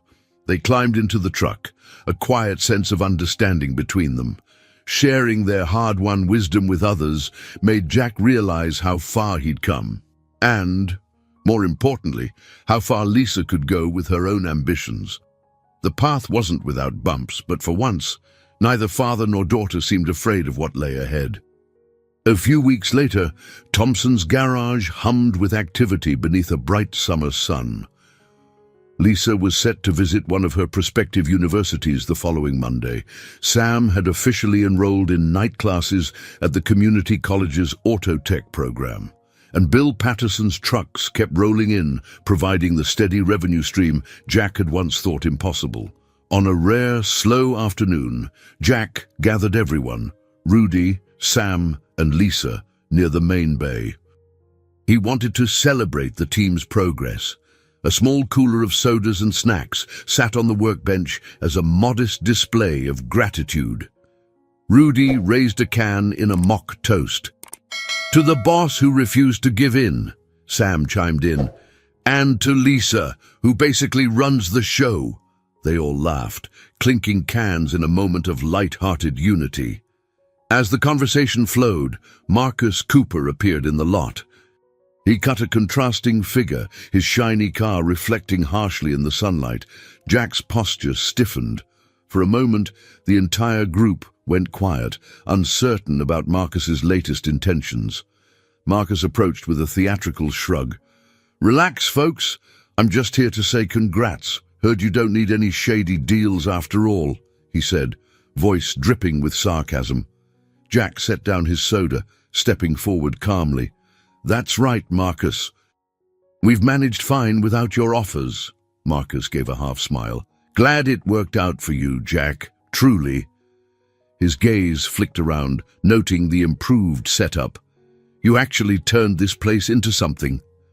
Rudy and Sam stood ready to intervene, but Jack simply offered a measured nod. "We did," he said, his tone firm but free of animosity. "Now, if you don't mind, we were in the middle of something." Marcus's eyes lingered on Jack's face.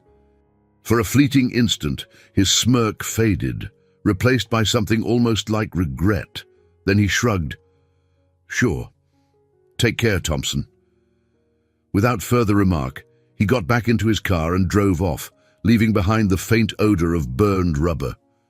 Lisa breathed a sigh of relief. "Do you think he'll stay away for good?" Jack rubbed the back of his neck. "I hope so. Either way, we've got enough stability now that his antics don't matter. Let's not give him more space in our heads." They returned to their small celebration, laughter rippling among them once more, though a trace of adrenaline lingered from the encounter. When the shop officially closed for the day, Lisa told Jack she was heading home to finalize her travel plans for the university visit. Sam and Rudy took off soon after, leaving Jack to finish paperwork alone. As he was tidying the office, he heard the familiar sound of Claire's footsteps. She appeared in the doorway, a slight hesitation in her eyes. "I hope I'm not intruding. I stopped by to see how you were doing." Jack smiled, gesturing for her to enter. "I'm glad you came. We were just celebrating earlier with the team." Claire glanced around, taking in the once chaotic office, now neatly organized. "It's incredible how far you've come since the day I showed up with a flat tire.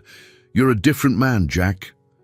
He leaned against the desk, arms folded. "Maybe, but I think I'm finally who I was meant to be, who I lost sight of after everything." His eyes grew distant, recalling the accident they both survived, each carrying separate scars for years. Claire stepped closer, her gaze direct yet gentle. "I've never felt so at ease confronting my own past. Something about us facing it together made it more bearable." Jack took her hand, their fingers intertwining in a gesture of unspoken trust. "I don't want to run from it anymore," he admitted. "Or from you, if you still want to. See where this goes. I'm open to it." She blinked back tears, nodding. "I do. More than ever." They stood quietly for a moment, the afternoon sun filtering through the glass, casting a warm glow around them. The purr of a passing car outside reminded Jack that life kept moving, no matter how long anyone lingered in old pain. The difference now was that he wanted to move forward, not stay stuck in the past. A gentle knocking on the doorframe made them turn. It was Lisa, peeking in with a smile. "Sorry, I forgot my phone charger." She retrieved it, then paused, observing the tenderness between her father and Claire. "I can come back later." Jack shook his head, stepping aside. "No, it's fine. Claire and I were just talking." Lisa grinned knowingly. "I guessed as much." "I'm heading home, Dad. See you tonight, Claire." Once Lisa was gone, the space felt intimate again. Jack inhaled deeply, leading Claire out into the open workshop. He showed her the newly installed lifts, the reorganized tool cabinets, and the advanced diagnostic station. She listened attentively, pride evident in her expression. He paused beside the biggest lift, where a classic car idled, half restored. "I want to make this place even better," he said. "For Lisa, for Sam and Rudy, for the community, and I want to do it honestly, using the second chance I've been given." Claire brushed her free hand along the fender of the classic car, a thoughtful look on her face. "I believe in you, Jack. I believed in you even before you knew who I was." He looked at her, gratitude and a budding warmth mingling in his eyes. "That means a lot." They stood there amidst the tools and the lingering scent of engine oil, a place once synonymous with Jack's burdens, now transformed into a symbol of hope and new beginnings. Outside, the hum of evening traffic underscored the rhythm of a city moving forward just as they were. And though their individual journeys had been marked by loss and regret, they found themselves at the threshold of something far richer, a shared path shaped by honesty, forgiveness, and the quiet promise of love. I hope you enjoyed today's story. Subscribe to the channel so you don't miss more stories like this. Leave a like and comment below what you thought of the story. See you in the next video.